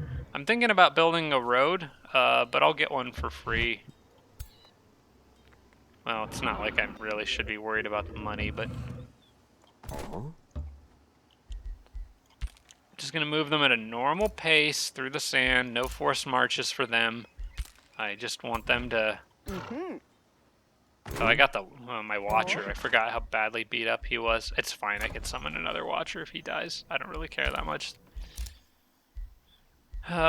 Somebody the Radiant or Sonovar the Radiant withdrew to the Void. He might come back. We'll see. I'm just gonna ignore all these. He did condemn one of my armies. I'm not sure which one. May not matter. Okay, let's get more Earth Shatters ready. I don't want to use it yet, though, I don't think. Because I don't want him to take the territory. And then we'll go ahead and get another Earth Shape ready. Earth Shape Sand ready. And I'm going to start, or continue spamming that on my own cities just to get all the volcanic terrain out of my area.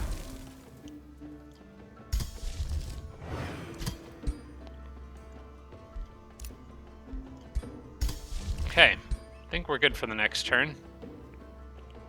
Took out a lot of units on that one.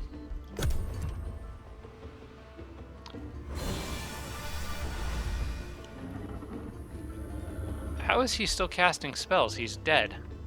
Oh, he did come back in one turn. So he has that capability. That's good to know.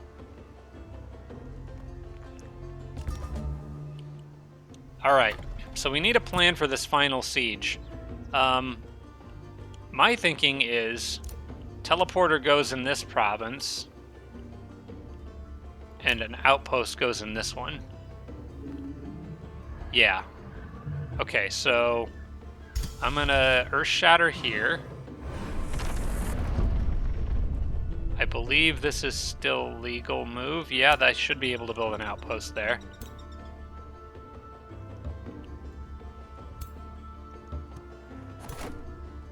Whoa, why is Steve's army so slow?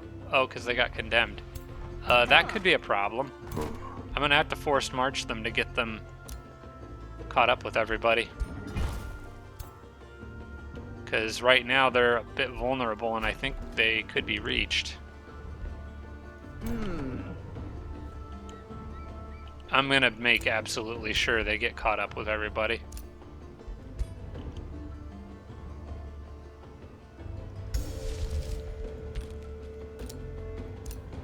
Yeah, we're not taking those kind of chances.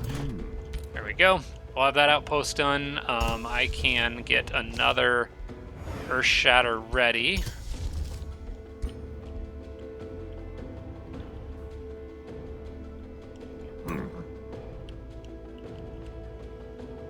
And then these guys, let's see.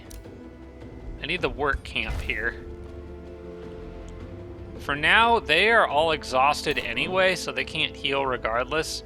So I'll just move them at a normal rate, kind of up to this mountain range. It doesn't matter if they're in enemy territory, it doesn't matter if they're in volcanic terrain, they can't heal regardless, so we'll just move them at a normal pace here.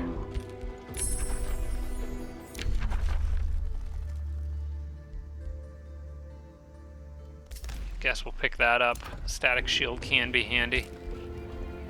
Probably will never use it, but I just need to keep the research going.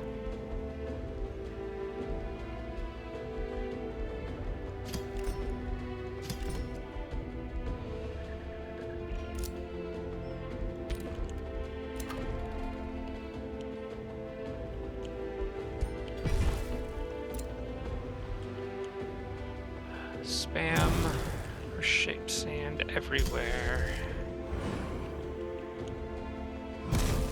Just because I don't have anything better to do with my mana.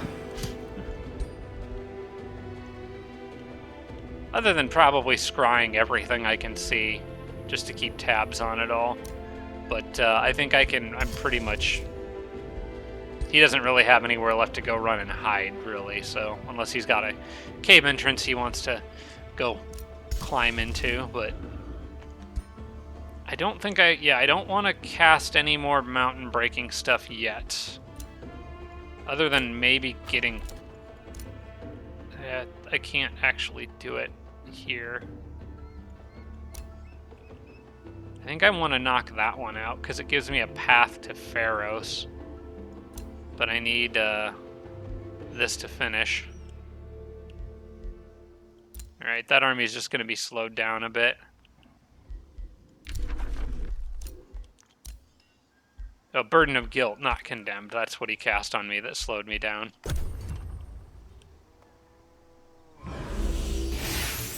Alright, looks like we're holding up and getting ready for the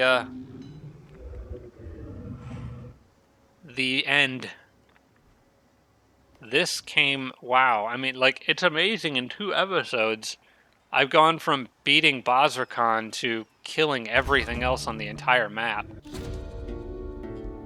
I could get a weapon, the Smoldering Axe,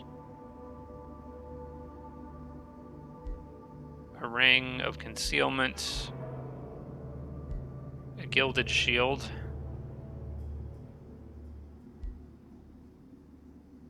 I'll take a Gilded Shield, I think. I do have a melee guy, right? Oh wait, no. I don't have anyone that uses shields. Wow, I haven't been very good with the items, have I? I'm getting this game confused with some of my other off-camera ones and the ones I have with friends. I think I have, like, 7 or 8 active Age of Wonders games at any given time, so I tend to, when you load one up, you get confused and forget what you were doing in it. I know in a few of them I've got regular sword and board kind of heroes. Let's see. We need the work camp here. I think what I want to do, I want to go ahead and get that siege started. The only thing that concerns me a little is that this Watcher is pretty hurt, but I don't think I care enough to do anything about it. I think I want to get the siege going on this turn, so we're going to do that, and we can worry about repositioning and getting friendly units in friendly territory once that work camp is ready.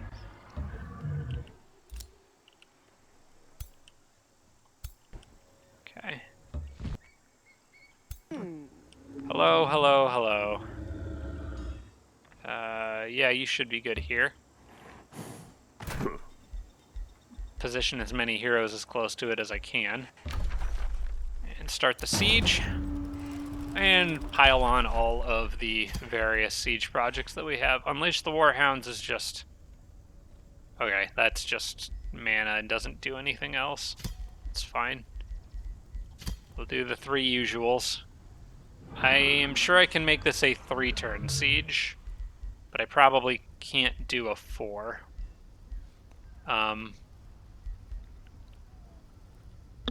Well, can I? Hang on, construct Great Bombard. That gives me 5. How much do I need? I think I would need 3 more. So yes, I should be able to get a 3-turn siege with So Confusion. 3 turns, yep, we got it. Alright. Okay, I know that said 16 for a second. I saw that, and then it fixed it once I clicked away. So yeah, there's a little bug there. It doesn't update immediately. You guys, I guess, should just move on to the mountains right now. Like, I just need to get you out of enemy territory, because I think they can heal now. But I can't quite knock that out, because the enemy might take it.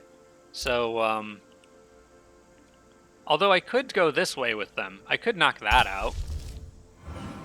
No real disadvantage to that. In fact, I could even put another outpost here. I can even turn it to sand.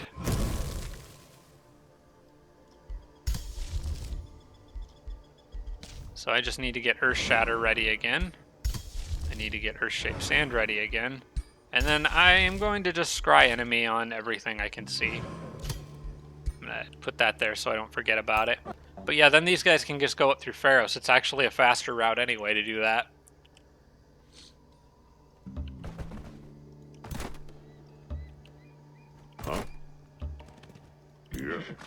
And they can heal here. And build an outpost.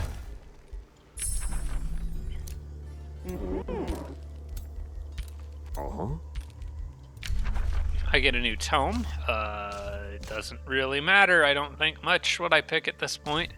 Anything that gives skirmishers bonuses. Transmutation might be good. It lowers lightning resistance, but it gives defense, and I don't think he's doing much lightning damage, so Steel Skin might actually be a useful race transformation. Adaptive armor. Oh, hey, adaptive armor would be good.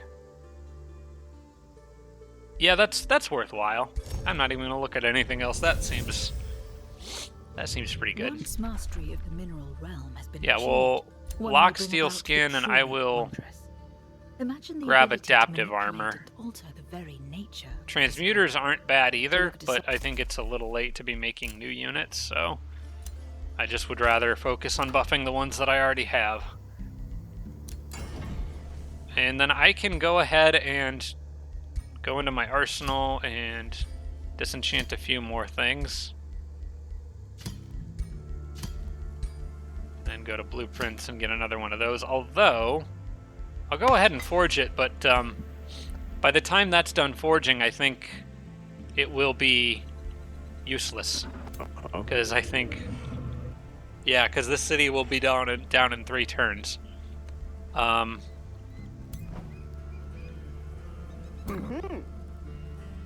Okay, I need to find between the 3 of these guys who needs undying. I think I gave it to her. No, wait. Yeah, she's got it. Does Jormag have one? I think Jormag does. Jormag has Fiery Rebirth. I wonder if that stacks with this. I'm gonna try it. Because everybody else already has Undying. I wonder which one triggers first, actually. That's a good question.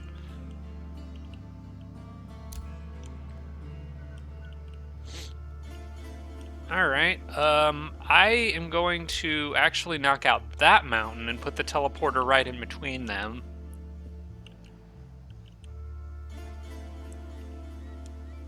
Yeah, I'm making my own little road network here, basically.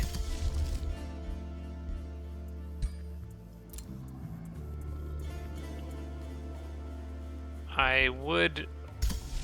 Yeah, let's use Earth Shatter here.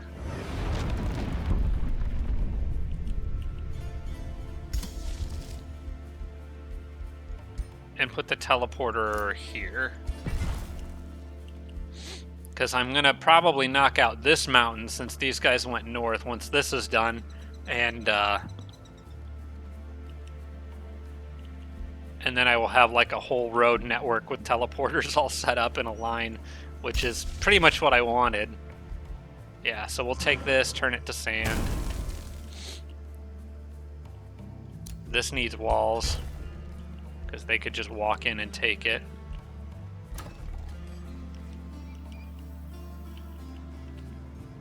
Vegas can get another province. I guess we'll give them a farm. We'll connect this road up here.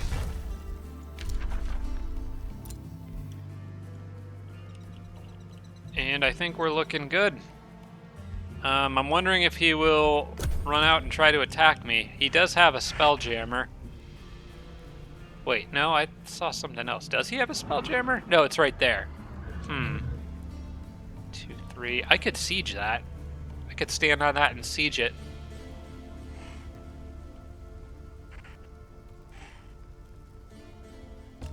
That's probably worth doing. As long as I've got 2 people here and here. Okay, so I can move Sharon here. I can move Steve here. And then Jormag's army could go down here. They would be within range. 1, 2, 3. So yeah, I could absolutely do that. Let's get rid of that. And then what I would like to do is get my other armies here so that when the walls fall, these guys can just sort of walk in. I've got all my city-state units are here partying too. These other guys could walk in and they could step on the Spelljammer while Jormag goes in and joins the final battle just to keep it shut down. That seems like a good idea. Okay, work camp's still got one turn on that, but I know this one's done, so I'm going to go ahead and do Earth Shatter on this mountain right here to make a connection point there. Then we put the teleporter there, upgrade that to stone walls.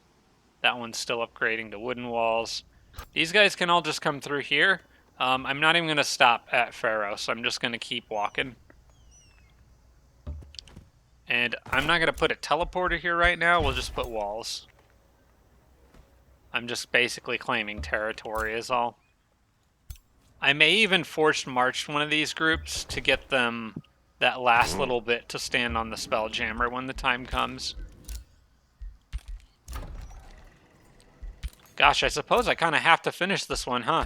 It's going to go a little long. This episode's definitely going to go a little long, but I don't think it makes sense to do like a frickin' 15-minute or half-hour episode for the next one, even though I know that's the length of a normal YouTube video.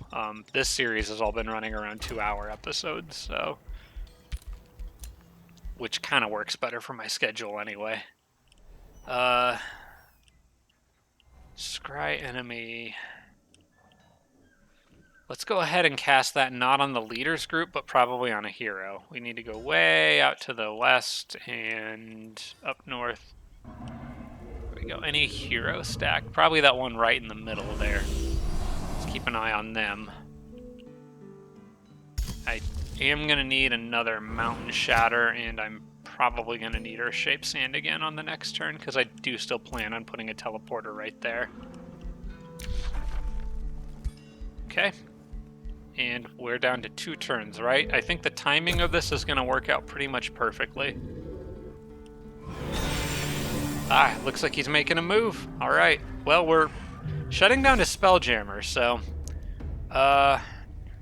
he is going to come back on the next turn, so I'm thinking about doing this in an auto as well, because I do want to fit this all in one episode. He should come back before the final battle, so we're going to auto this one.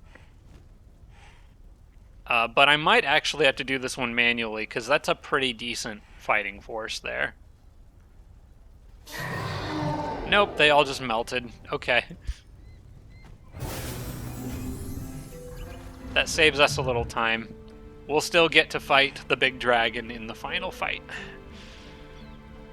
But I do really want to always try to do the last important battle myself, because I think it's fun. I was not expecting him to just die that easily. My army is terrifyingly powerful at this point. Jormag's army can't move. Jormag himself has no movement. He must have retreated during that battle. They scared away my big dragon.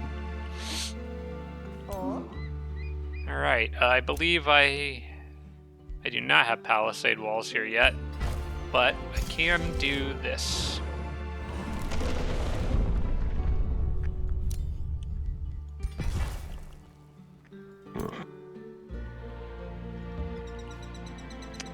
The whole gang's here. All 7 of my heroes.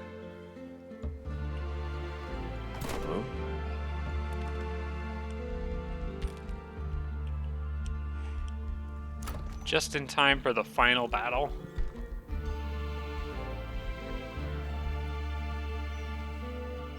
Well, I think it's a little late to worry about magic material transmutation. In fact, it's a little late to worry about any of this stuff. I think I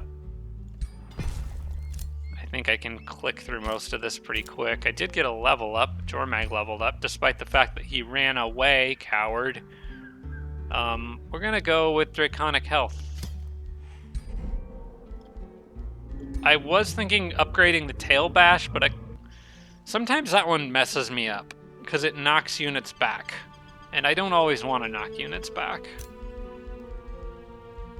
Let's see, you get a level, probably more I think with her, I was kind of going along the route to try to get Ancient of Earth, but now that I notice that Ancient of Earth takes away the mount, I don't know if I want to do that. So I might leave her. Well, she would never get it in time anyway. I'll just give her more resistance. I just need something for this last little push.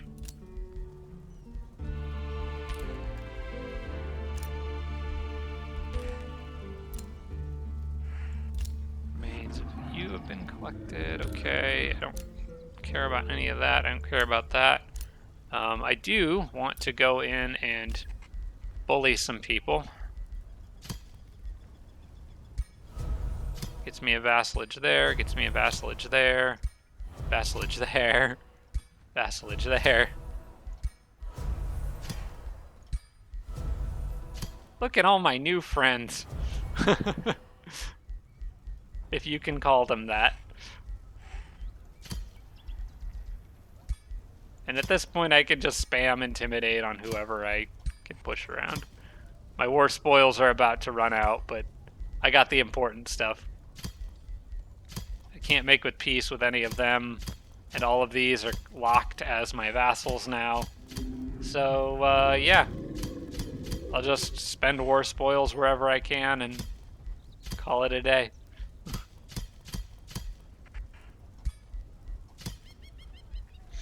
Alright.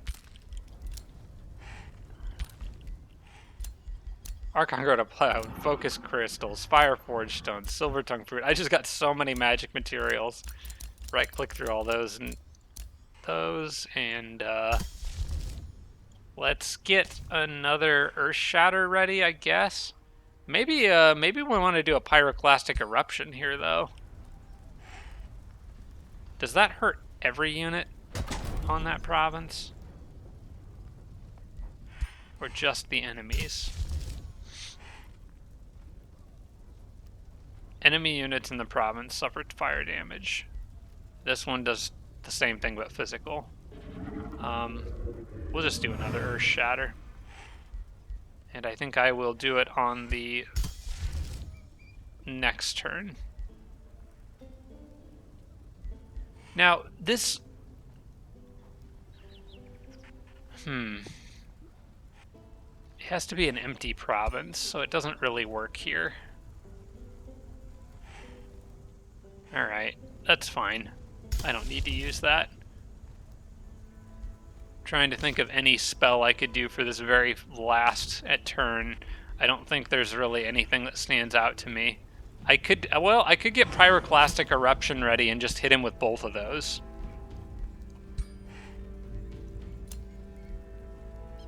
Yeah, I'll just hit him with both of those on the next turn. Look who's back.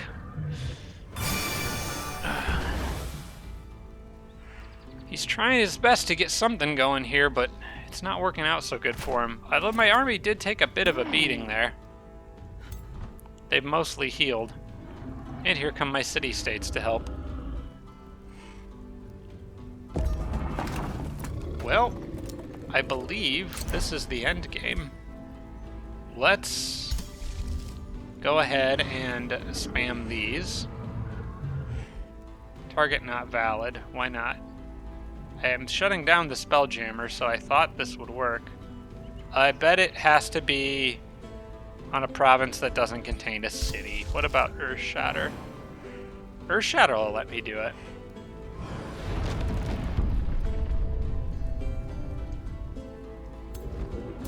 That did a little damage to everybody. Alright, the walls are breached. Let's take a easier fight. Probably that 4-stack there. I need to get somebody onto that Spelljammer.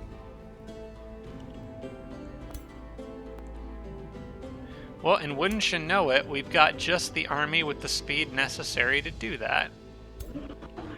Where are my randos? The units in Vegas will work. Oh wait, but they can't go through the teleporter and keep moving. Or can they? Did I get that upgrade? Actually, I think I did. Oh, they only regain 50% of their move points. Okay, well, we'll just stick with the original plan then and use somebody like Stanley to go shut it down. Or Dave. Really any of this group. In fact, I could send the whole group down there. Jormag still has no movement. I don't know what's going on there. So he actually can't move.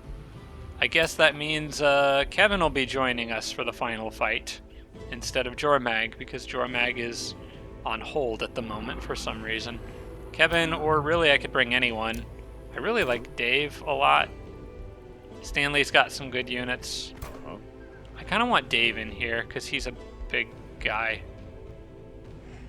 Yeah, we'll take Dave. Okay.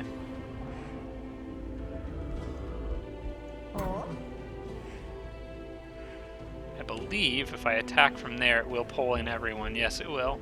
Okay. Well, let's do this. From this angle, I suppose. And because this is the final siege, and his leader is here, we're going to do a manual. And handle this one ourselves.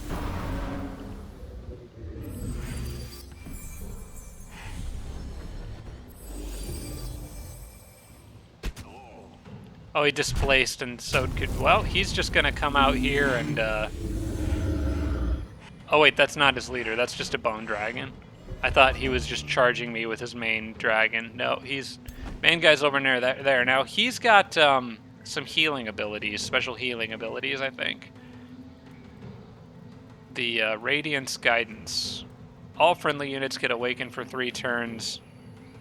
Rally for 3 turns. He can basically keep that keep all his units awakened constantly and rallied, so they'll have good morale. Does have terrifying gorging, restore, pretty standard, summon animal, healing breath. It's mostly that always awakened thing. I thought he had something else though. Order aspect, order transformation. No, not really. Its breath attack is just bigger and it can keep all of its units awakened. Honestly, not nearly as scary as some of the other abilities I've seen. Still, to this day, Bazarkan's paired with Cascading Power was by far the scariest thing I've run into. Alright, Dave. He can take a shot from here already. Maybe we can get lucky and distract him. Geez, even with that thing in the way, he's still got 100% accuracy. Okay, he's wet. Let's just go shoot it.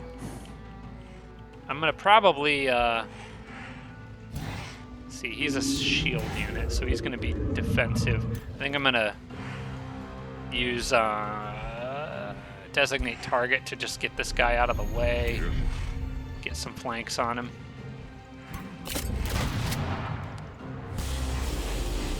This basically makes him a non-issue. The dragon should go down a little easier.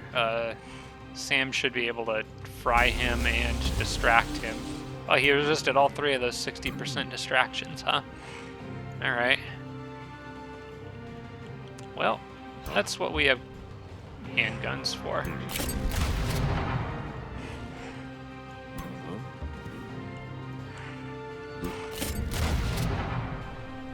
You grazed. What are you doing, guys? Come on. Maybe my Balor can do something fun here. Everybody get out of the way.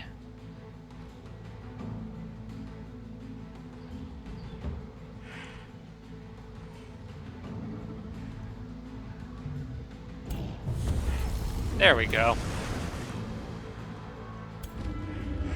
He is still not dead.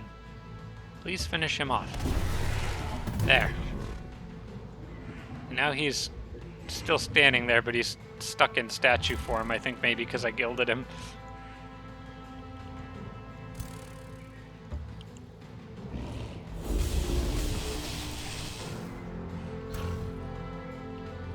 Tyrant Knight's on his way out. Steve is gonna move over here. I'm actually gonna mark him. And move Steve over here. See if we can get the Tyrant Knight to charge into our golem friend here.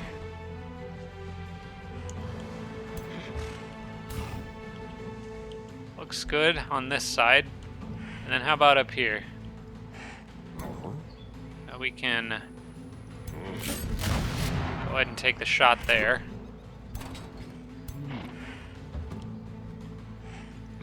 Might be able to just hit and run this thing. And not quite. Well, actually, yes. The Druid of the Cycle can finish it off. He does have a Knight. I'm going to put these guys back and try to get the Gold Golem up to where it can handle most of this crap. And just be in the way. And I'll use that thing to try to punch a hole in the wall. Okay, the caltraps are still here, so it is worth noting that that tremor ritual thing does not destroy support structures like caltraps.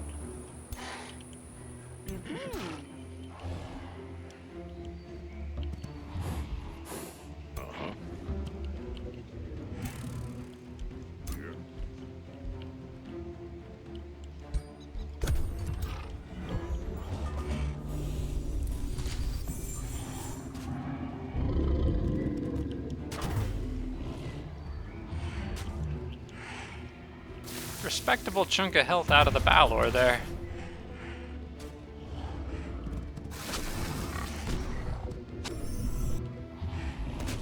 He's gilded. They're all gilded.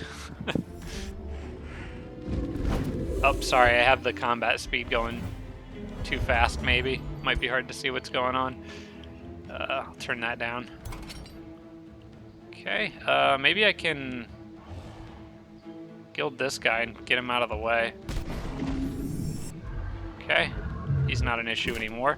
That means Steve is free to shoot. Oh my gosh. Hang on, can I one-shot this guy? I have to try. I have to try, because it'd be funny. Oh, Steve. Oh my gosh. Anything else he can do? Alright, we'll do that in a minute. I think I'm going to want to use Steve's spur to action here, probably.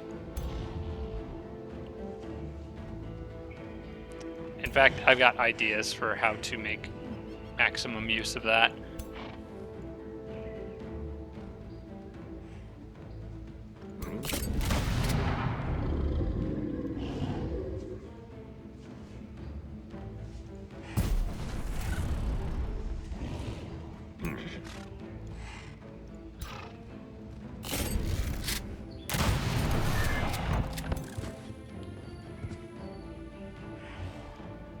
I'm gonna do this intentionally a little weirdly. Okay. Power from Slaughter. Then Steve spurs to action.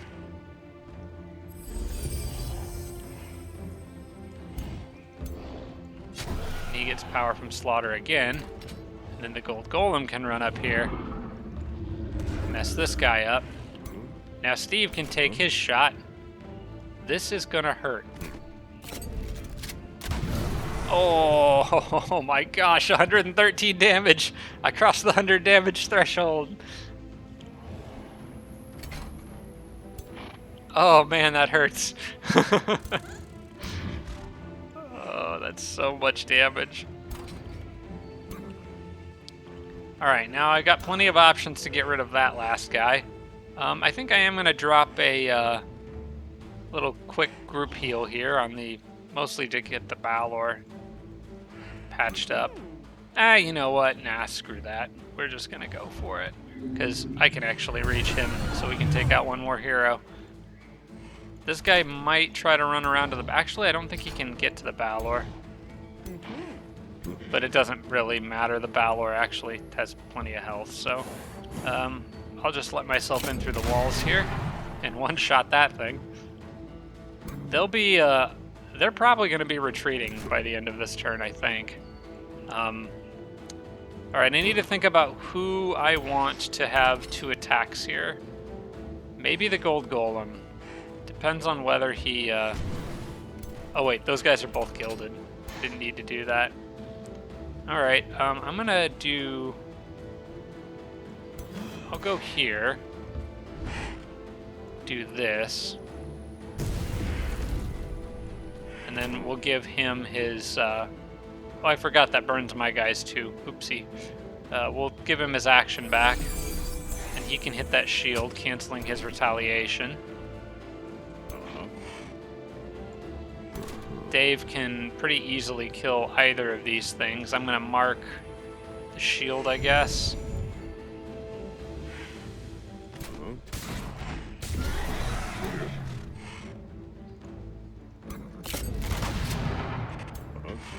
And then I just have him melee that guy to death.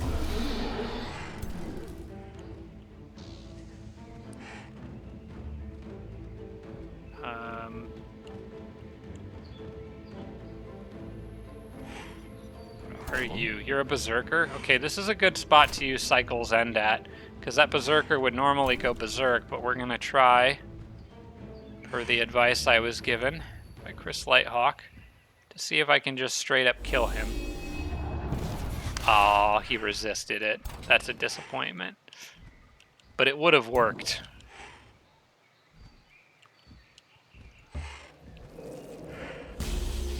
In that case, we'll just soften him up. I might back this guy up in anticipation of cutting off that Tyrant Knight's retreat. He might actually come charging right into me. If he does, we'll put this guy in front, and then maybe he'll take the hit instead. Hopefully from a shorter distance. Okay, we got more Dragoons down here. That can move up. Oh, because Steve's got killing momentum, so he can just go hit the next guy. Almost get 2 kills in 1 turn. Well, I could have had him sprint and used his Crypt Blade item or something like that.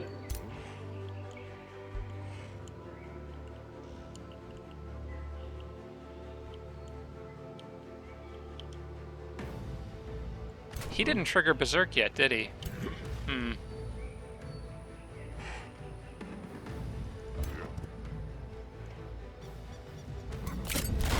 Yep, I'll just bypass it with the Dragoon.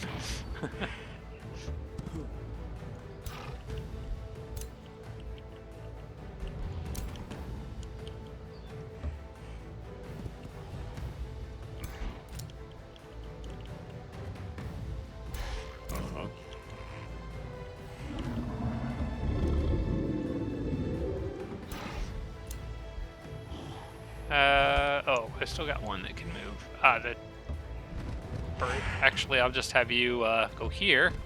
Kind of help protect that guy.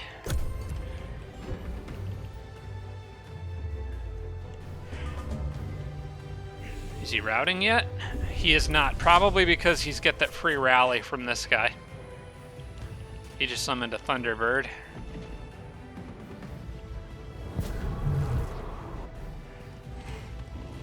Very brave of them to stick this one around and fight it out.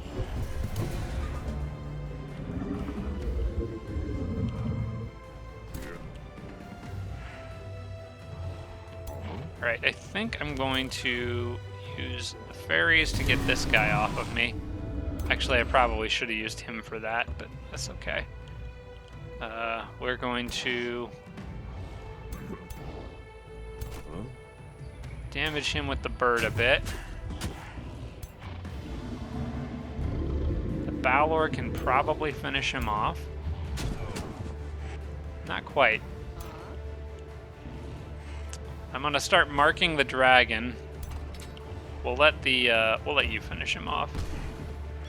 Oh, he's got steadfast, that's why.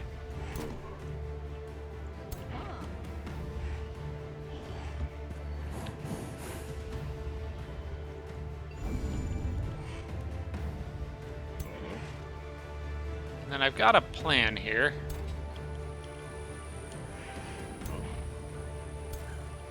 It involves Steve and a very big gun. Steve goes here, he'll trigger the caltrap, so I don't really care about that. He shouldn't prevent Steve from doing anything, because I think he's gilded. Yeah, he's gilded. So Steve can just move here. And I believe I can give Steve the kill shot on this guy. I just need to soften him up with somebody else first. That'll more than do it. Well, let's see if we can make that the final kill just for the... Well, unfortunately, Berserker guy here is going to be the final kill. There's nothing I can do about that, but, well, other than waiting until the next turn.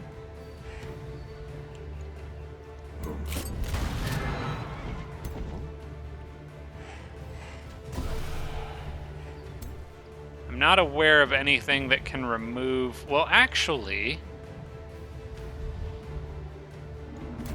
Oh no, I can't remove Steadfast. I was thinking I would need something that can remove positive status effects. My guys can remove enchantments with that... what's that ability called? I don't remember.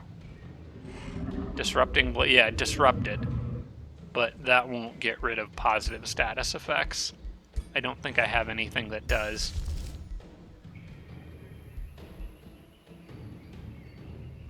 Unless that insta-kill overrides it.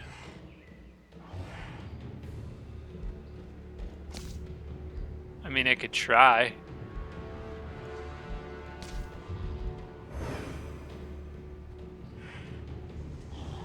Steadfast cannot die. I'm gonna try anyway. Alright. What are you gonna do? Because I really want him to be the last shot. You know what? We'll give him a chance. We're gonna give him a chance. We'll give him a chance. What do you do, Sonavar? Wrong move.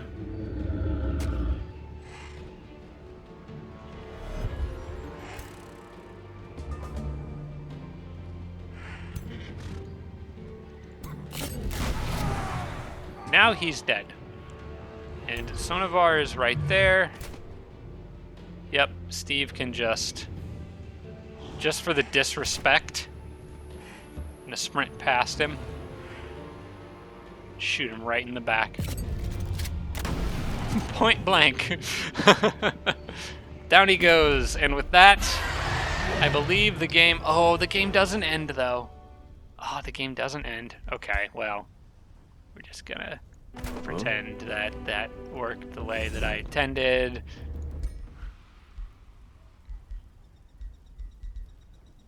Nothing to see here. There we go. And that's it. Another game down. A long one at that. It was only mid-20s in terms of episodes, but it was a very, very long game because they were all long episodes. All right. I'm just gonna go to see the show journey here. I want to get a look at everyone's rankings. I'm particularly interested in Orange's research because it looked like it was probably terrible. Overall ranking, back to, let's see. Let's go to the diplomacy ranking. That one actually probably doesn't matter much. Overall, let's look at my line here. Starting out low, but I pretty much, by mid-game actually, I was really leading. You can see Blue here, how much of a problem he was. This is when I started knocking him down, but at some point I had a fairly decent-sized loss against Blue. May have been somewhere around here, somewhere in this time frame, where I had a pretty big loss against Blue. He took out one of my armies, but I took out some of his stuff along with it, so it was probably right around here or here. But yeah, let's check out economy. Holy smokes. Yellow was popping off.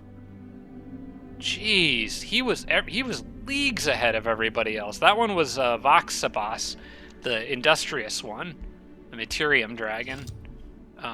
Expansion, that's me, most territory. I guess that one's not too surprising. Green had a lot more than I thought he did. Military ranking, surprising mix. Actually, a military ranking's a better place to see my confrontations with Bazarkan, but you can kind of see here we both had a drop. I think that was when we had our big battle where he hurt some stuff. It was either that or a little bit before, but ever since then I bounced back and was on a steady upward trend. Research? Yeah, orange kind of sucked, although not as bad as yellow. Surprising that yellow's research would be so bad when he had such a strong economy. I guess he just didn't invest into it. He was building a ton of quarries for all that defense instead.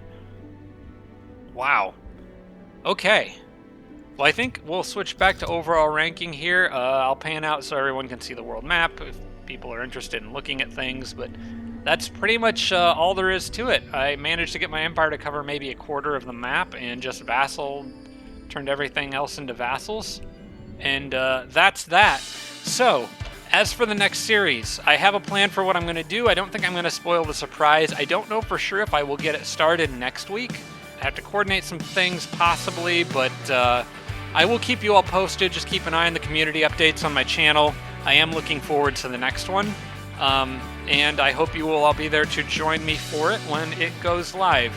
But thanks so much for watching, everybody. If you watched all the way to the end of this series, I really appreciate you. I know they're long episodes. That's a lot of dedication. But I'm very thankful for the views, the support, and especially the comments and feedback. There's still a lot that I don't know about this game. I'm learning as I go, much like all of us still are, as it is a rapidly developing game and still fairly new-ish, I guess. So I appreciate all your help, I guess is what I'm trying to say. Thanks so much for sticking with me through all these episodes, and for some of you for all these years, and I really appreciate it. All right, I'll stop blabbering on. Thanks for watching, guys, and I will see you all in the next series.